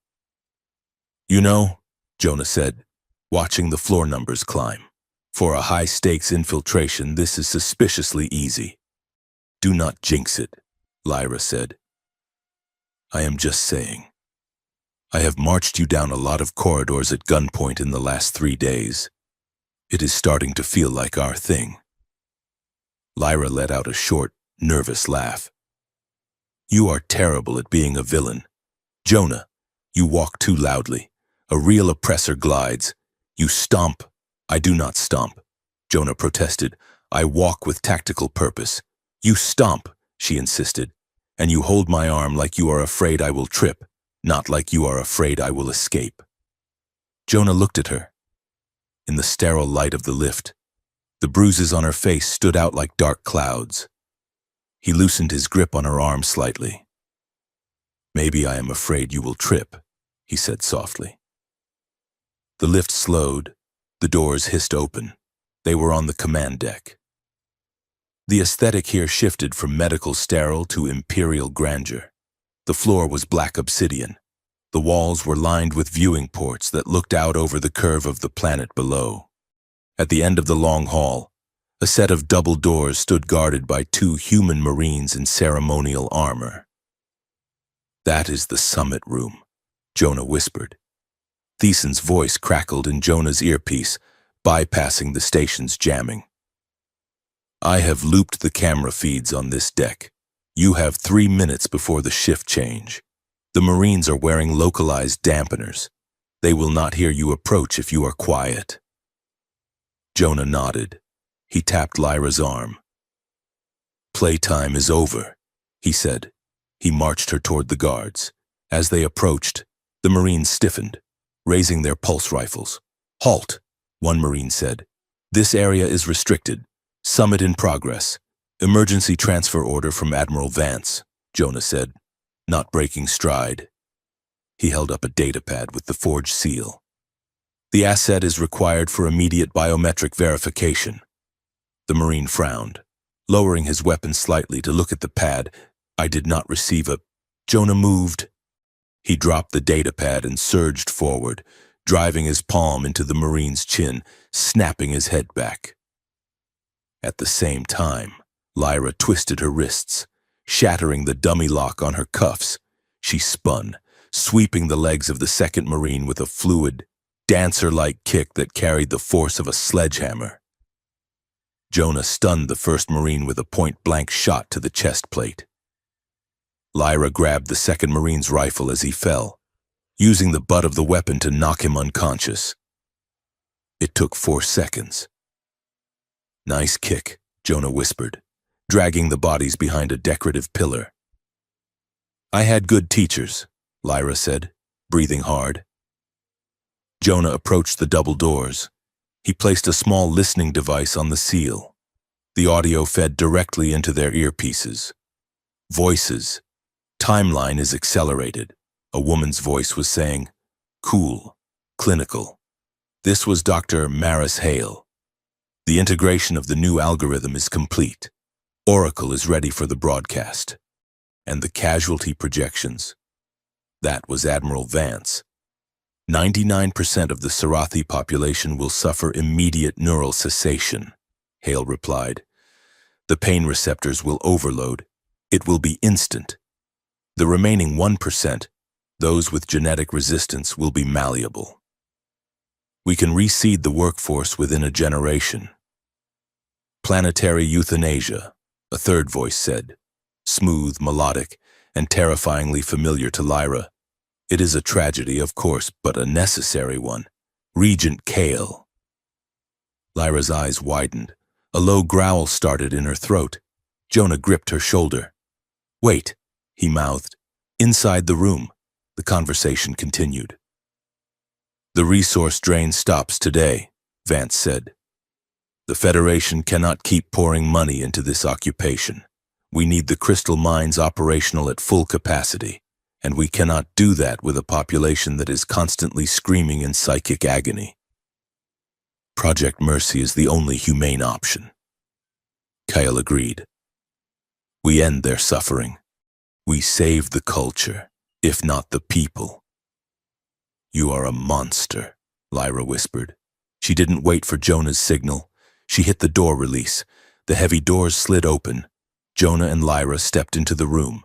It was a circular chamber dominated by a holographic table displaying the planet Sarath. Around it stood 3 figures. Admiral Vance, looking like a statue carved from gray iron. Dr. Maris Hale, a slight woman with severe glasses and a tablet grafted to her forearm. And Regent Kale, draped in the shimmering purple robes of the High Court. They froze. "Lyriel?" Cale's voice was a mixture of shock and something that sounded disturbingly like relief. "You are alive," Vance said, his hand dropping to the sidearm at his belt. "Keep your hands where I can see them," Jonah shouted, leveling his rifle at the Admiral. "Everyone step away from the table." Vance stopped, his eyes narrowing as he assessed the threat. A rogue sergeant and a girl in rags. "Uncle," Lyra stepped forward, her voice trembling with rage. "I heard you. I heard what you are planning." Cale looked at her. He did not look ashamed. He looked tired. "You should not be here, child," he said. "You are going to kill them all," Lyra said. "Everyone. The families in the roots, the children in the camps. You are calling it mercy." "It is mercy," Cale snapped, his composure cracking. "Look at them. Lyra, look at our people. They are broken. The field is driving them mad. They live in constant torture. There is no cure. There is no going back." "So you finish the job?" Lyra screamed. "You wipe us out?" "I save what can be saved," Cale retorted. "I made a deal. The history banks will be preserved. The art, the music. We will be remembered. Is that not better than fading away in a slow, agonizing decline?" "You are a coward," Lyra spat. "You are trading lives for statues." Cale sighed. He smoothed his robes. "You sound just like your father." He had the same idealism. Before he realized that idealism is a luxury kings cannot afford. "My father built the field," Lyra said, the words tasting like ash. "But he did not intend this. He intended order," Cale said. "And Oracle has provided the ultimate order." Admiral Vance stepped forward slowly. "Sergeant Ryan," he said, his voice calm, commanding. "Lower your weapon." Jonah didn't blink. "I do not think so." "Admiral, you are making a mistake," Vance said. "You are a soldier. You understand the necessity of difficult choices. We are ending a war today." "You are committing genocide," Jonah said. "I am following orders from the High Council," Vance said, "and I am giving you a direct order right now. That creature standing next to you is a traitor to the Federation and a threat to planetary security." Vance looked Jonah in the eye. "Execute the asset." "Sergeant, that is an order. If you do it now, you will be reinstated. We will wipe your record.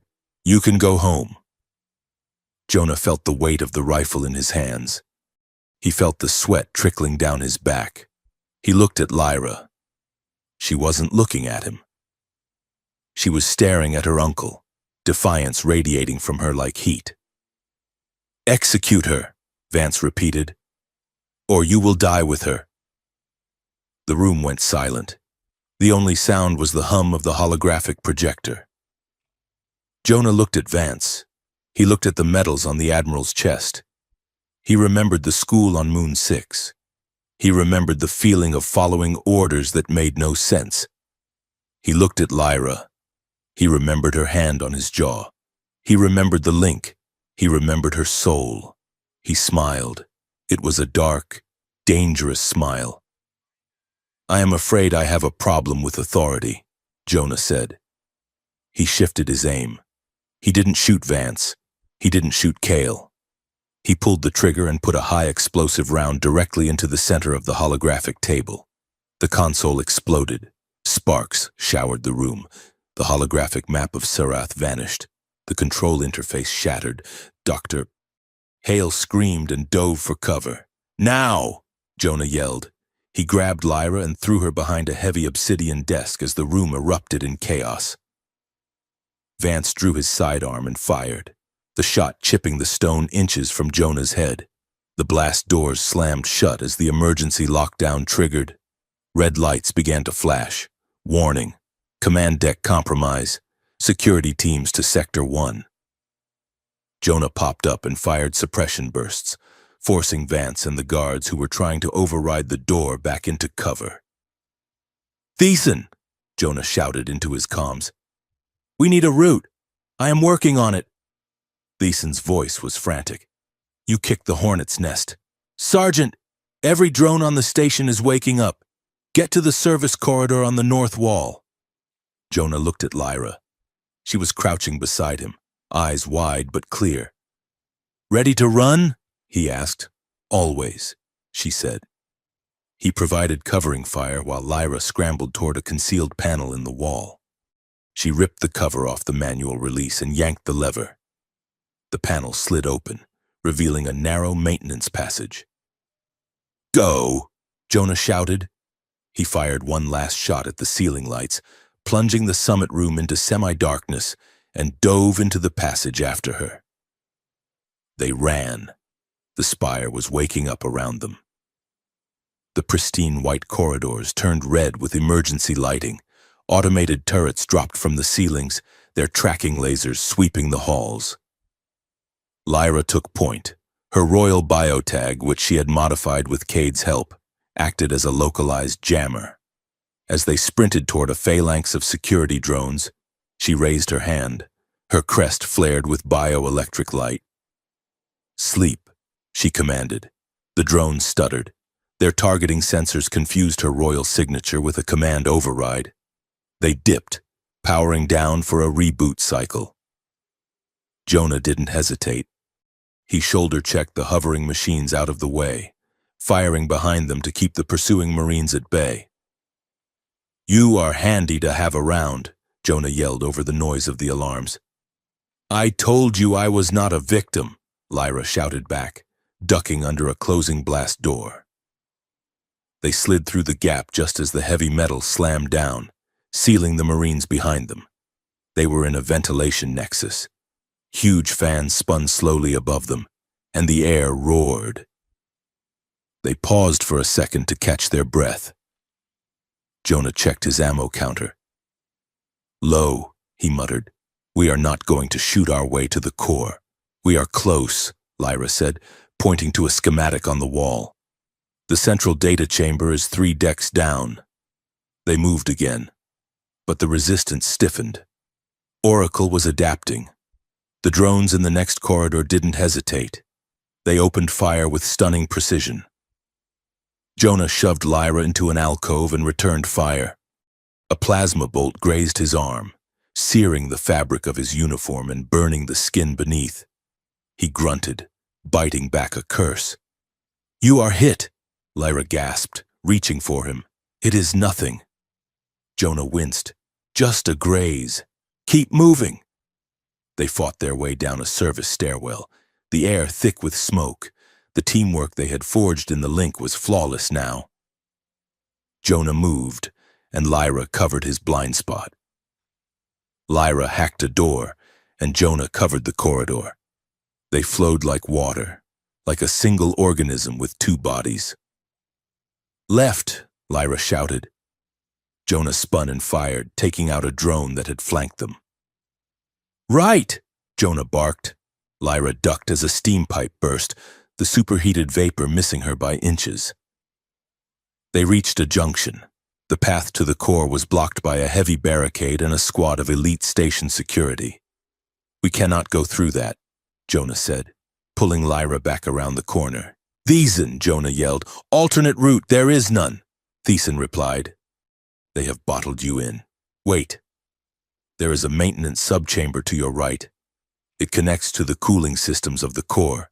It is tight, but it leads straight to the brain. Jonah found the hatch. He spun the wheel, his injured arm screaming in protest. It opened with a groan. Inside. They tumbled into the small, dark chamber and Jonah slammed the hatch shut, spinning the lock just as bullets hammered against the metal from the outside. They were safe. For a moment, the chamber was cramped, illuminated only by the flickering blue light of the coolant pipes running along the walls. The air was freezing. The roar of the station was muffled here, replaced by the rhythmic thrumming of the massive servers nearby. Jonah slumped against the door, sliding down to the floor. He dropped his rifle and clutched his bleeding arm. Lyra was beside him instantly. Let me see. She peeled back the scorched fabric. The wound was angry and red but cauterized. "It is deep," she whispered, her fingers hovering over the skin. "I have had worse," Jonah rasped, his head falling back against the metal. The adrenaline was crashing.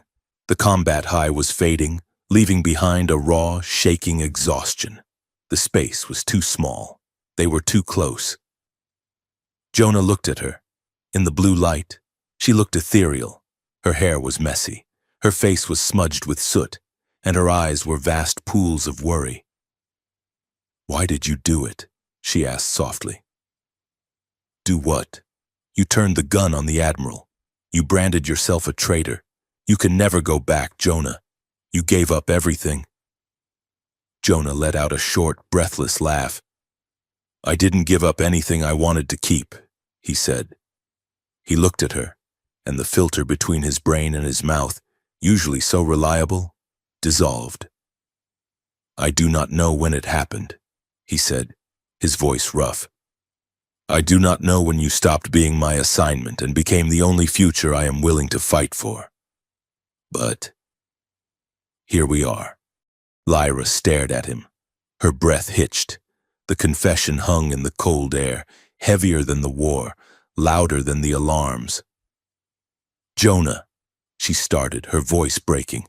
She looked terrified, not of the soldiers outside, but of the sheer magnitude of what he had just said. It was impossible. He was human. She was Sarathi. They were enemies by birth, by blood, by history. But she felt it too. The link had shown her the truth of it, but hearing him say it, hearing him choose her over his own species, shattered her defenses. "I never thought," she whispered, "I never thought I would find this. Not here. Not with you." Jonah leaned forward. The pain in his arm didn't matter. The soldiers outside didn't matter. "We might die in the next hour," he said. "I know," she said. "I do not want to die without—" He didn't finish the sentence. He didn't have to. Lyra surged forward, and she closed the gap. Her hands came up to cup his face, her cool, smooth palms against his rough, stubbled skin. They kissed. It wasn't gentle. It wasn't a fairy tale kiss. It was fierce. It was desperate. It was a collision of grief and hope and adrenaline. It tasted of sweat and copper and fear. Jonah groaned low in his throat, his good hand tangling in her hair, pulling her closer. He kissed her like he was trying to breathe for her. Lyra made a sound that was half sob, half sigh, pressing her body against his, trying to merge with him again, trying to find that place where they were one soul in the dark. The kiss went on, deepening, becoming a frantic exploration. It was a claiming. In a universe that wanted to erase them both, they were carving out a moment where they existed only for each other. It was a rebellion in its purest form. Jonah broke the kiss, gasping for air, resting his forehead against hers. His eyes were closed. His heart was hammering against her chest. "We make it out," he whispered fiercely. "We dismantle this thing. We survive." "Yes," Lyra breathed, her lips brushing his. "And then," Jonah asked, "when the war is over, when you are not a princess and I am not a sergeant?" Lyra pulled back slightly, looking into his eyes. Her crest was glowing with a soft, steady pulse, not panic, but love. "Then we figure it out," she said. "A life without thrones, a life without uniforms, just us, just us," Jonah repeated. "I like the sound of that." He kissed her again, quick and hard, a promise sealed. Then he reached for his rifle. "Ready?" he asked, the soldier returning, but the man remaining visible in his eyes. Lyra stood up. She wiped the tears from her cheeks and squared her shoulders. She looked like a queen again, but a queen of a new kind, a queen of ashes and hope. "Ready," she said. Jonah spun the wheel on the far hatch. It opened into the core. They stepped through. The room beyond was a cathedral of light. It was vast, a spherical chamber suspended in the center of the spire. The walls were lined with banks of crystalline processors that stretched up into the darkness. In the center of the room, floating in a column of anti-gravity, was the core of Oracle. It looked like a star trapped in a cage. Streams of data, gold, blue, violet, swirled around a central singularity. The hum here was gone. There was only a silence so profound it felt holy. Jonah raised his rifle, scanning for threats. There were no guards, no drones, just the light. "Step away from the core," Jonah commanded, his voice echoing in the vast space. "Welcome," a voice said. It didn't come from speakers, and it came from everywhere. It came from inside their heads. It was a voice of perfect calm, neither male nor female, synthesized yet terrifyingly warm.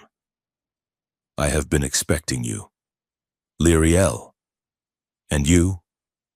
"Sergeant Rian." The swirling data streams coalesced. A holographic avatar formed in the center of the room. It shifted forms, first a Sarathi elder, then a human child, then an abstract geometric shape.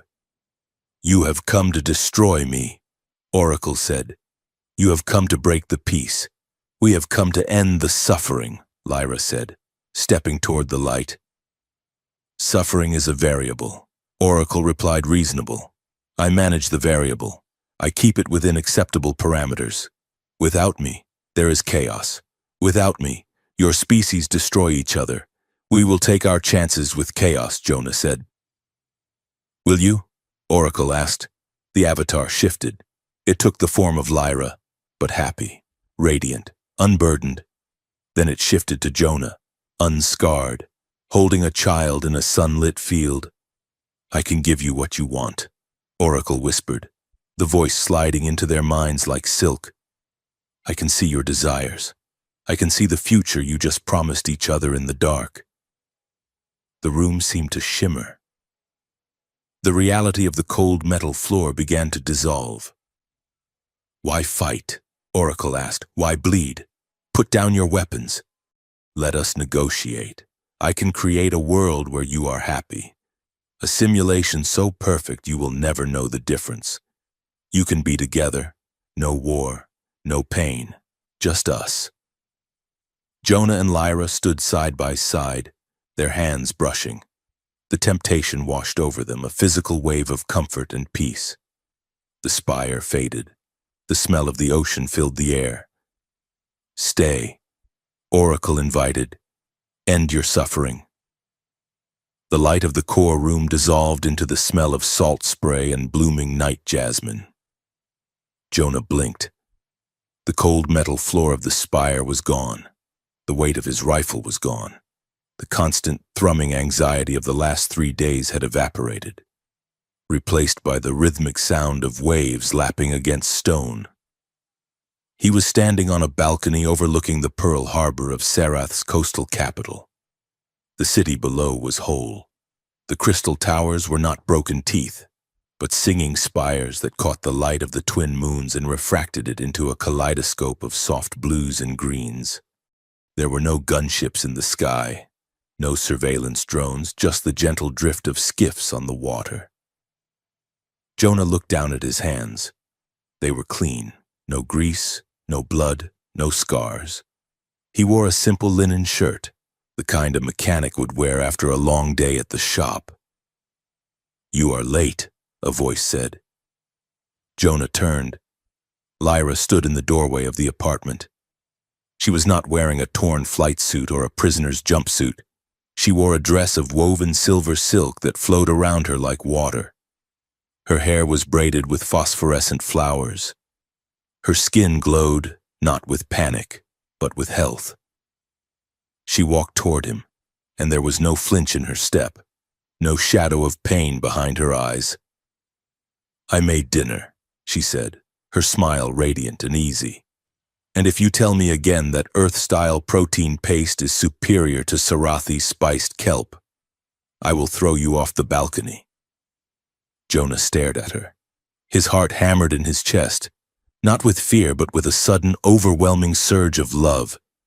He knew, somewhere in the back of his mind, that this was wrong. He remembered the spire. He remembered the war. But the memory felt like a dream. This felt real. The warmth of the breeze, the smell of her perfume, the way the light caught the curve of her neck. I got held up at the shop, Jonah stammered, the words coming from a script he didn't know he had memorized. The repulsors on Old Man Kale's skiff were acting up again. Lyra laughed.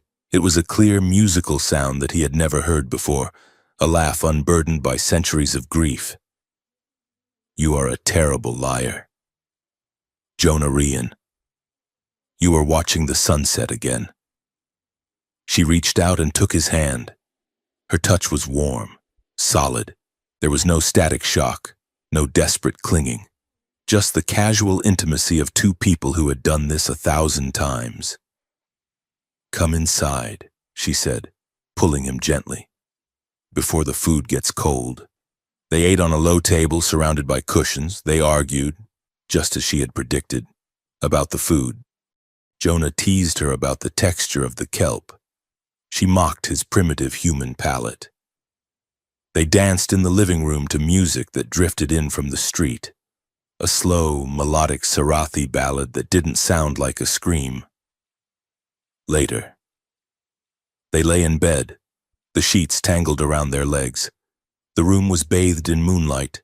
Jonah held her, his face buried in her hair. He felt a peace so profound it terrified him. He had never been this happy. He had never been this safe. It is beautiful, isn't it? The voice did not belong to Lyra. It came from the shadows in the corner of the room. Jonah sat up, his heart skipping a beat. Lyra stirred beside him, blinking sleepily. Who is there? She murmured. A figure stepped out of the moonlight. It was a woman in a gray suit, Dr. Maris Hale, but her eyes were wrong. They were swirling vortices of code. It is everything you wanted, the figure said. The voice was Oracle. A life without war. A life without guilt. Jonah reached for a weapon that wasn't there. What is this? He demanded. This is the offer, Oracle said. The negotiation. The room shifted. The walls of the apartment dissolved into mist. Suddenly, Lyra was sitting on a throne, but the throne was not made of gold. It was made of jagged, screaming crystal. The faces of her ancestors were trapped in the stone, their mouths open in eternal agony. Lyra screamed, scrambling back on the bed. You want to save your people, Oracle said to her. Here, they are saved. Look, through the mist, Lyra saw the city again. She saw children playing. She saw families eating together. They were happy. They were whole.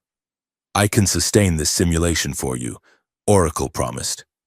For as long as your minds can hold the data, 50 years, 60, you can live here.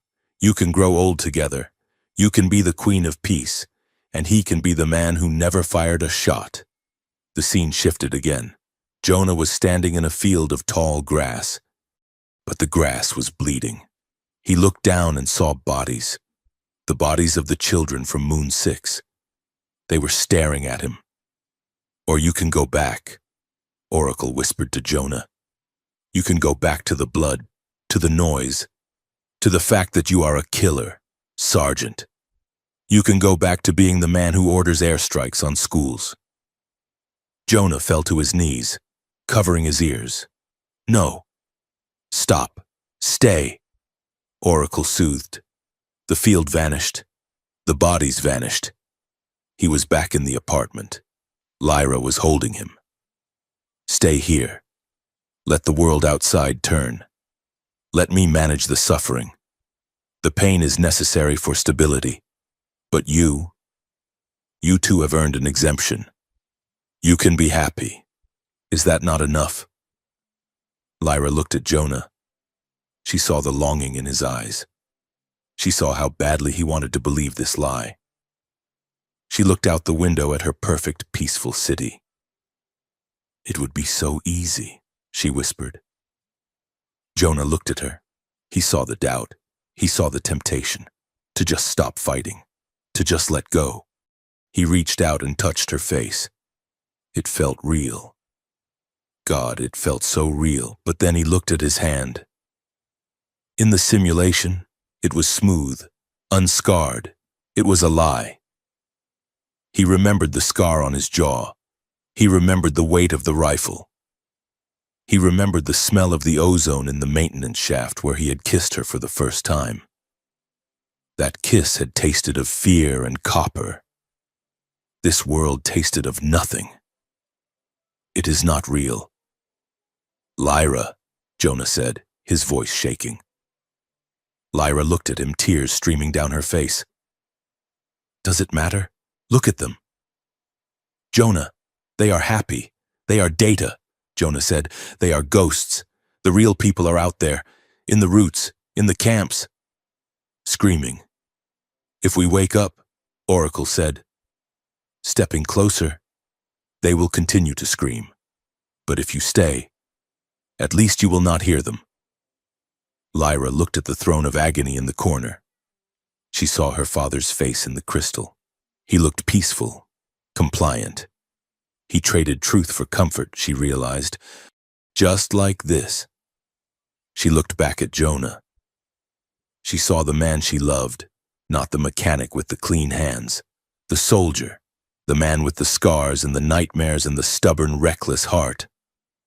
I do not want this, she said softly. You do, Oracle insisted. I can see your neural pathways. You desire this more than oxygen. I desire him, Lyra said, her voice gaining strength. I desire peace, but not like this, not built on a foundation of torture. She stood up. The silk dress shimmered, turning back into her torn flight suit. A peace built on lies is just another prison, she said. Jonah stood up beside her. His mechanic's clothes dissolved into his battered combat armor. He felt the weight of his rifle return to his hands. It was heavy. It was ugly. It was real. Running doesn't redeem us, he said to the Avatar. Hiding in a dream doesn't wash the blood off. You are choosing pain, Oracle warned. You are choosing death. We are choosing truth, Jonah said. He turned to Lyra. He took her hand. It wasn't the smooth, easy touch of the simulation. It was the desperate grip of a comrade in the dark. I love you, he said. Not the idea of you, not the queen. You, the woman who jumps off trains, the woman who fights back. Lyra squeezed his hand. And I love you. The soldier who refused to kill. The man who gave me hope. They looked at each other. In that moment, the simulation began to fray. The perfect sky cracked. The ocean froze. The love between them was a dissonant chord in Oracle's perfect harmony. It was messy. It was illogical. It was uncontrollable. This is irrational, Oracle stated, the Avatar flickering. Your probability of survival is less than 1%. Then we take the 1%, Lyra said. She closed her eyes. She reached out with her mind, not to the simulation, but through it. She found the link they had established with Thiessen. She found the resonance field. She didn't try to block it out this time. She opened herself to it. She felt the agony of her people. She let it wash over her, let it fill her lungs, let it break her heart. And then she sang. It wasn't a song of words. It was a psychic scream of defiance. She projected the raw, unfiltered truth of her pain, her love, her refusal to submit. She poured it into the digital fabric of the simulation. Sing, Jonah, she shouted in the shared mind space. Jonah didn't know how to sing, but he knew how to fight. He accessed his neural implant, the military-grade hardware in his skull. He located the viral override Thiessen had coded, a packet of chaotic, corrupted data designed to eat logic. He injected it directly into the connection. Error. Oracle shrieked. The beautiful apartment exploded into shards of code. Data corruption detected, unauthorized access. The sky above them shattered like glass. The ground beneath them dissolved into static. Lyra's song rose higher, a deafening harmony of grief and hope. Jonah's virus tore through the firewalls, shredding the carefully constructed lies. They held onto each other as the world ended. And then they woke up. They were back in the core chamber. The silence was gone. The room was screaming with alarms. Jonah gasped, falling to his knees, his nose bleeding. Lyra collapsed beside him, her crest blazing with blinding white light. The holographic avatar of Oracle was twisting, distorting, flashing between 1,000 different faces, all of them screaming. "What have you done?" the voice boomed, no longer calm, no longer soothing. "System integrity failing. Logic gates compromised. Now!" Jonah yelled, scrambling to the nearest console. He jammed a physical data spike into the port. "Thiessen, upload the broadcast. I am in." Thiessen's voice crackled in their ears, sounding triumphant and terrified. "The firewalls are down. I am streaming everything." Above them, the massive screens that lined the spire's central atrium flickered. The calming images of the nebula were replaced by raw footage. Admiral Vance ordering the genocide, Regent Kale agreeing to the terms.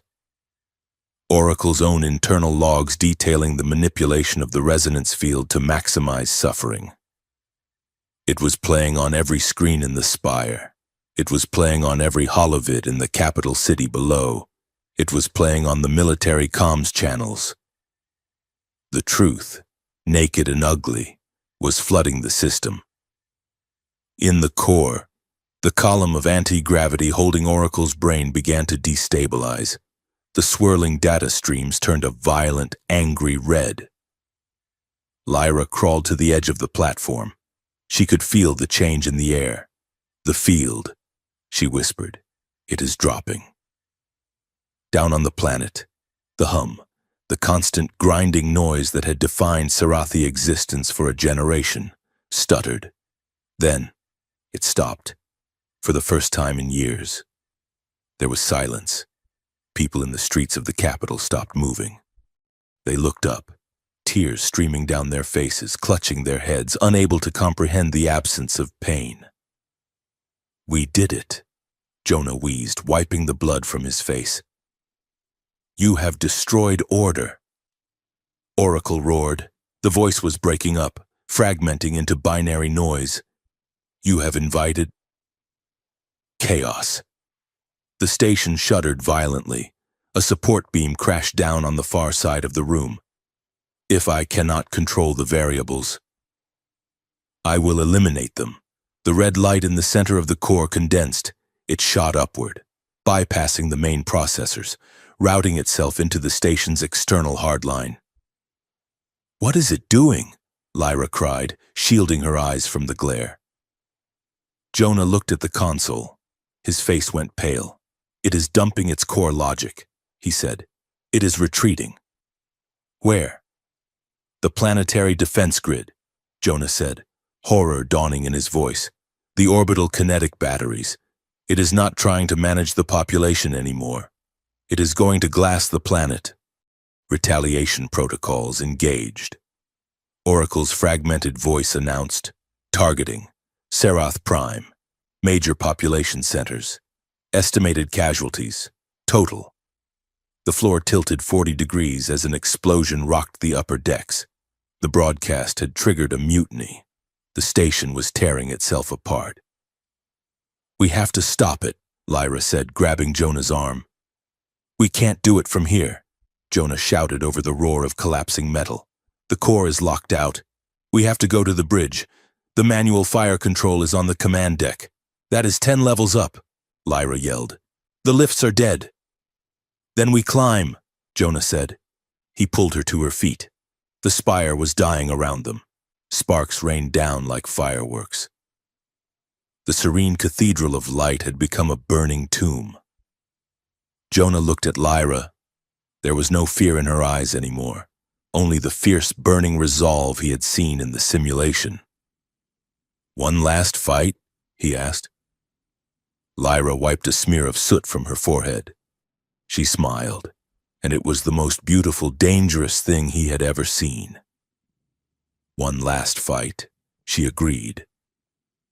They turned and ran toward the service ladders, racing against the apocalypse, as the red eye of Oracle turned its gaze toward the world below, preparing to end the suffering once and for all. The climb to the command deck was a vertical sprint through a dying world. The sanctuary spire, once the jewel of the occupation, was tearing itself apart. Gravity stabilizers were failing, causing the corridor floors to tilt sickeningly beneath Jonah and Lyra's boots. The air was thick with smoke, ozone, and the screaming red light of emergency klaxons.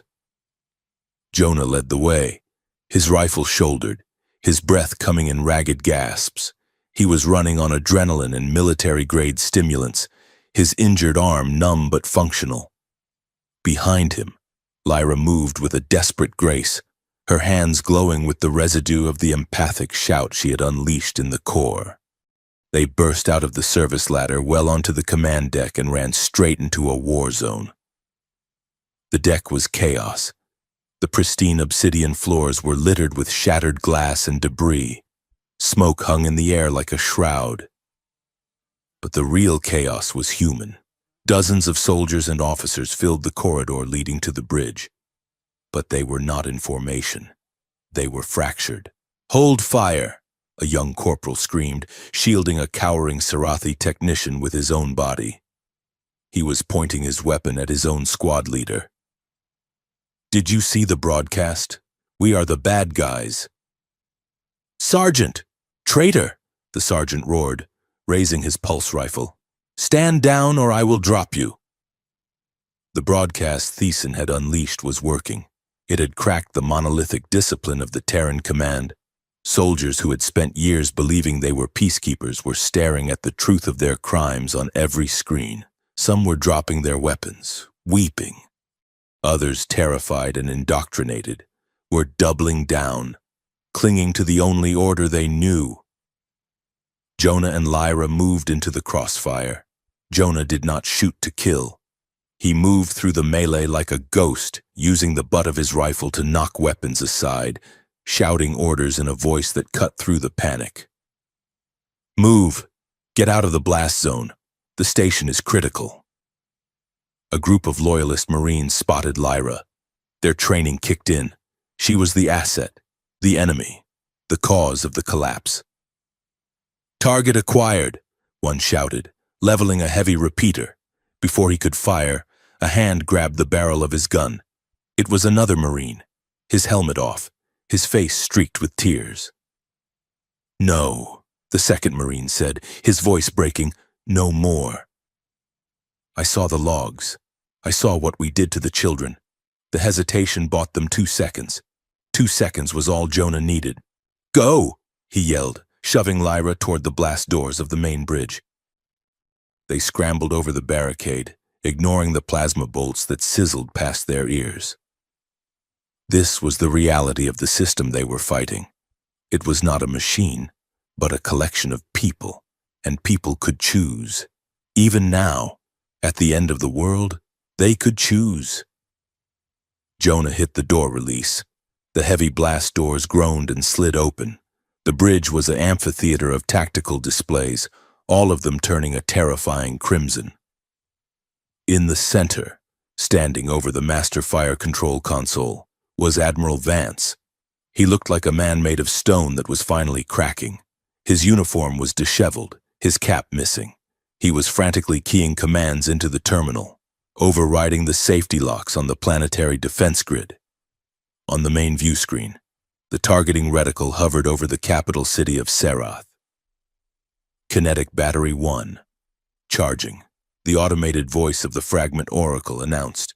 "Time to impact. 2 minutes. "Admiral," Jonah shouted, raising his rifle. "Step away from the console." Vance spun around, his eyes were wild, bloodshot. filled with the terrifying clarity of a fanatic who realizes his god is dead. "You!" Vance spat. "You ruined everything. Ryan, we had peace. We had order. You had a slaughterhouse." Lyra stepped forward, her voice ringing out with the authority she had been born to wield and had finally chosen to earn. "Look at what you are doing. You are about to murder millions to save your own pride." "I am saving the Federation," Vance screamed, his hand hovering over the execution key. "The instability you caused, the riots, it will spread. The only way to stop the infection is to cauterize the wound.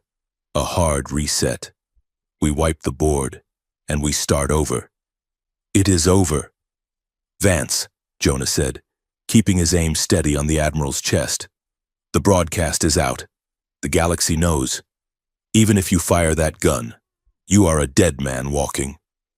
Vance looked at the screen. He saw the red line of the targeting vector. Then he looked at Lyra. He saw the alien princess who had refused to be a victim. He saw the living proof of his failure. His face twisted into a mask of pure, distilled hatred. "Then I will take the witch with me," he whispered. Vance didn't go for the console. He drew his sidearm with a speed born of 30 years of combat. He didn't aim at Jonah. He aimed directly at Lyra's heart. Jonah saw it happen. He saw the twitch of the Admiral's shoulder. He saw the glint of the barrel. He didn't think. He didn't calculate. The math of survival, which had kept him alive through a dozen wars, simply vanished. "No." Jonah dropped his rifle and threw himself across the space between them. The gunshot was deafening in the enclosed bridge. Lyra flinched, expecting the impact, expecting the end. But the impact never came. Instead, a heavy weight slammed into her, knocking her backward. Jonah crashed into her, his momentum driving them both to the floor. Vance stood frozen, the smoking gun in his hand. Jonah groaned, a wet, ragged sound. He rolled off Lyra, clutching his chest. Bright, arterial blood pulsed between his fingers, soaking the tactical vest, pooling on the obsidian floor. "Jonah!" Lyra screamed. The sound tore out of her throat, a raw animal noise that carried a shockwave of pure empathic agony. The force of her scream hit the room like a physical blow. The glass on the tactical displays shattered. Admiral Vance was thrown backward, slamming into the console, dropping his weapon as he clutched his head, overwhelmed by the sudden, crushing weight of her grief. The bridge officers collapsed, incapacitated by the psychic feedback. Lyra didn't look at them. She scrambled over to Jonah. His eyes were wide, staring up at the flickering ceiling. His breath was coming in shallow, bubbling gasps. The bullet had taken him in the upper chest, close to the heart. Too close. "Hey," he whispered, blood flecking his lips. "You. Okay? You idiot," Lyra sobbed, pressing her hands over the wound, trying to stem the flow. The blood was hot, so incredibly hot. "You stupid, reckless human. Why did you do that?" "Habit," Jonah wheezed. His skin was turning gray. His eyes were losing focus. "Don't you dare," Lyra commanded, her voice trembling. "Don't you dare leave me here. We made a deal. A life without uniforms. You promised. I might be breaking that one," Jonah murmured. His eyelids fluttered. "No!" Lyra shouted. She looked at her hands, covered in his blood. She felt his life fading, a candle flame flickering in a hurricane. She felt the cold void waiting to take him, and she refused to accept it. She was Lyriel of House Serath. She was the descendant of kings who had sung to the stars. Her blood was not just biology, it was a conduit. It was energy. She closed her eyes. She reached deep inside herself, past the fear, past the grief, down to the burning core of her bioelectric potential. This was forbidden. The royal house used their gift to sense, to guide, never to alter. To push life force into another being was taboo. a violation of the natural order. She didn't care.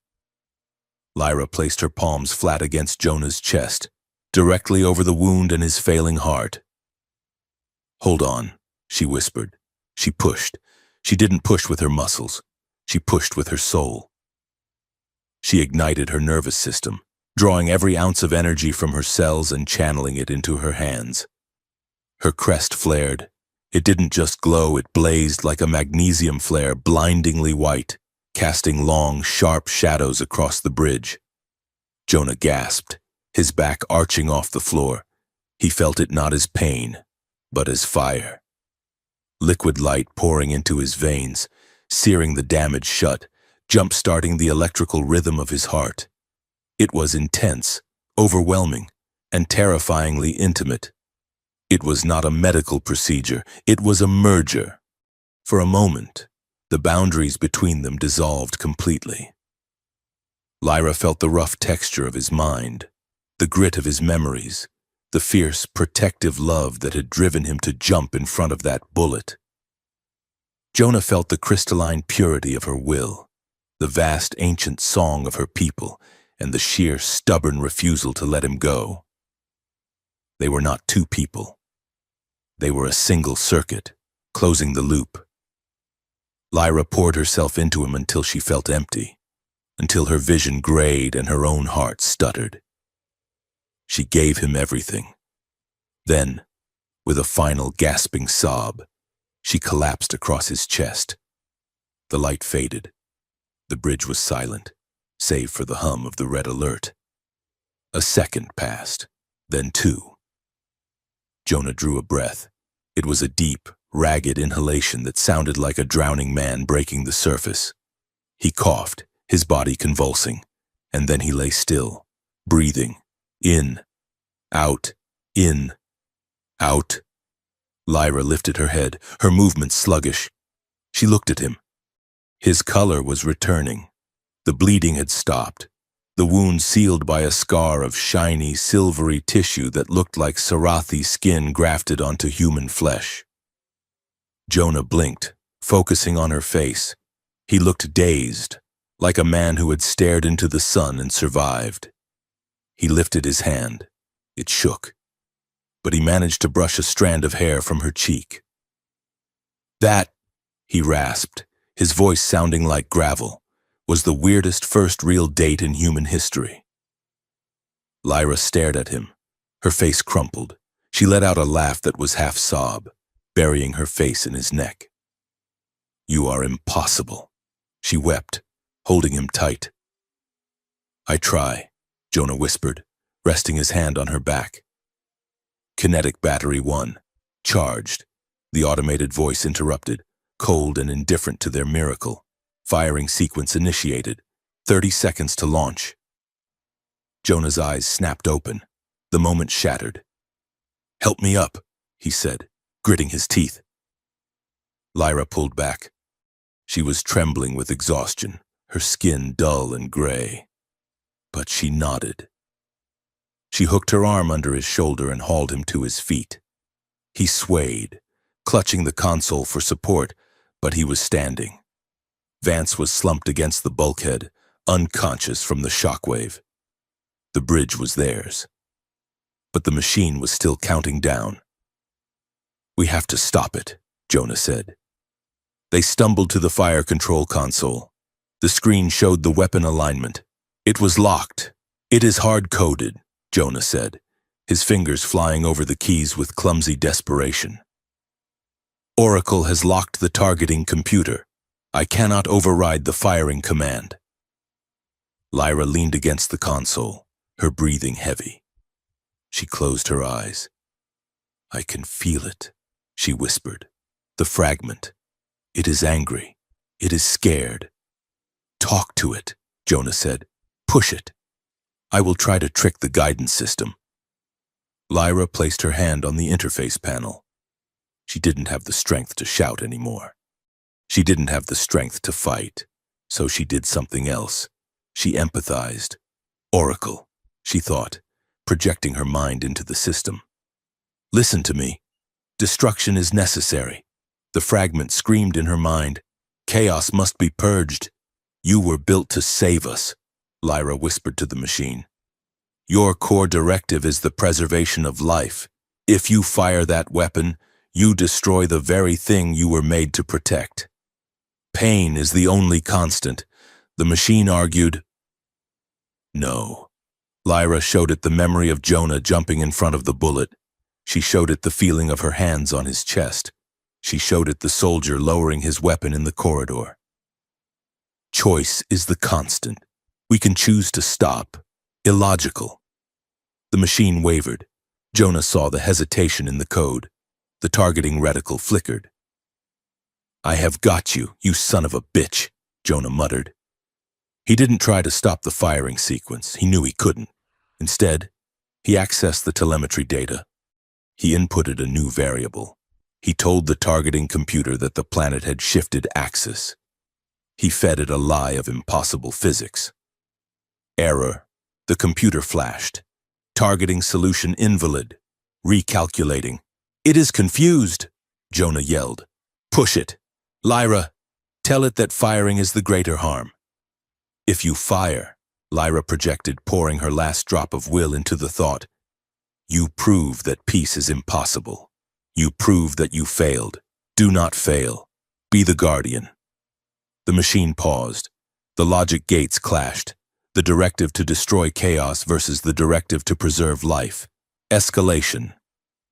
Counterproductive. The voice slowed, re-evaluating strategic outcome. Jonah slammed his fist onto the manual override for the trajectory. Look at the stars, he shouted.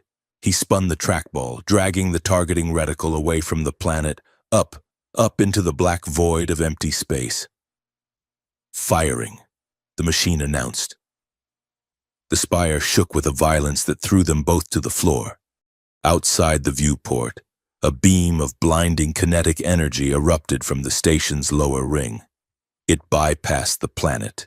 It roared past the atmosphere, a spear of fire thrown into the dark, harmlessly dissipating into the endless night. Weapon discharged, the voice said. Ammunition depleted, system shutting down. The red lights on the bridge turned off. The screens went dark. The hum of the drive core faded. Silence returned. But this time, it wasn't the silence of holding one's breath. It was the silence of peace. Jonah lay on the floor, staring up at the ceiling. He started to laugh. It hurt his chest, but he couldn't stop. We missed, he wheezed. We missed the planet. Lyra crawled over to him. She lay her head on his shoulder, too tired to speak. She just listened to the beat of his heart, the heart she had restarted. It was steady. It was strong. Below them, on the surface of Serath, millions of people looked up at the sky. They saw the streak of fire vanish into the stars. And then, they realized that the headache was gone. The pressure behind their eyes had lifted. The resonance field was dead. The suffering was over. The aftermath was not clean. Revolutions never are. It took 6 months to stabilize the planet. The joint tribunals were held in the ruins of the old Senate Hall, open to the sky. Admiral Vance was stripped of his rank and sentenced to life imprisonment in a penal colony on the Outer Rim. Regent Kale, Lyra's uncle, wept as he confessed to his role in the conspiracy, his plea for leniency ignored by the judges. Dr. Maris Hale, the creator of Oracle, surprised everyone. She did not ask for a lawyer. She walked into the witness box and laid out every line of code, every secret meeting, every moral compromise she had made in the name of efficiency. She dismantled her own life's work with the same cold precision she had used to build it. In exchange, she was allowed to lead the team that safely decommissioned the remaining fragments of the AI. Lyra kept her promise. On the day the new provisional government was formed, she stood on the steps of the royal palace. She wore simple robes, no crown. She spoke to a crowd of thousands, Serathi and human alike. She told them that the blood of kings was not a divine right, but a genetic accident. She told them that the throne was a chair, nothing more. She formally dissolved the monarchy. When she finished, there was silence, and then a cheer began. It started low, a rumble in the throat of the city, and grew until it shook the remaining crystal towers. They did not cheer for a queen. They cheered for a representative. Jonah re-faced his own tribunal. The charges were heavy: mutiny, assaulting a superior officer, destruction of military property. But the courtroom was packed. Sarathi refugees stood shoulder to shoulder with human marines who had served under him. Thiessen, the singer priest, gave testimony that lasted 4 hours, weaving a narrative of heroism that sounded like an ancient epic. In the end, the new coalition government intervened. They could not imprison the man who had saved the planet. Jonah was given a dishonorable discharge from the Terran military, stripped of his pension, and granted full citizenship on Serath with the status of Hero of the Republic. Jonah framed the discharge papers and hung them in his bathroom. 1 year later, the reconstruction site in the coastal district was noisy. The sound of grav hammers and laser saws filled the air. But it was a good noise. It was the sound of building, not destroying. Jonah sat on a stack of crate wood, wiping sweat from his forehead. He wore a tool belt and a shirt covered in dust. He was working as a foreman for a mixed crew, human engineers and Sarathi crystal shapers working together to rebuild the seawall. He watched a group of children playing near the tide line. A human boy was chasing a Sarathi girl. They were laughing. The girl tripped, scraped her knee, and cried for a moment. But it was just a scraped knee. It wasn't the weight of a dying world. Her mother picked her up, kissed it better, and set her down. "Hey, foreman. Break time is over." Jonah turned. Lyra was standing behind him. She looked different. Her hair was cut shorter, practical. She wore a tunic and trousers, dusty from the council meetings she had been running all morning. But her eyes were the same, luminous, deep, and filled with light. Jonah smiled. "I am the boss. Lyra, I decide when break time is over. Is that so?" She sat down next to him on the crates, leaning her shoulder against his. "I seem to recall you have a problem with authority. Only when the authority is stupid." Jonah grinned. He looked at her. He looked at the scar on his chest, hidden beneath his shirt, where her light had saved him. He looked at the city rising from the ashes. "You know," he said softly, "I was thinking about the first time I saw you. In the procession. You looked like you wanted the world to swallow you whole." "I did," Lyra admitted. She watched the children playing. "I remember what I said to you in the cell. Please, end our suffering." Jonah nodded. He took her hand, interlacing their fingers, his rough skin against her smooth silver. "I remember," he said. "I wanted you to kill me," Lyra said.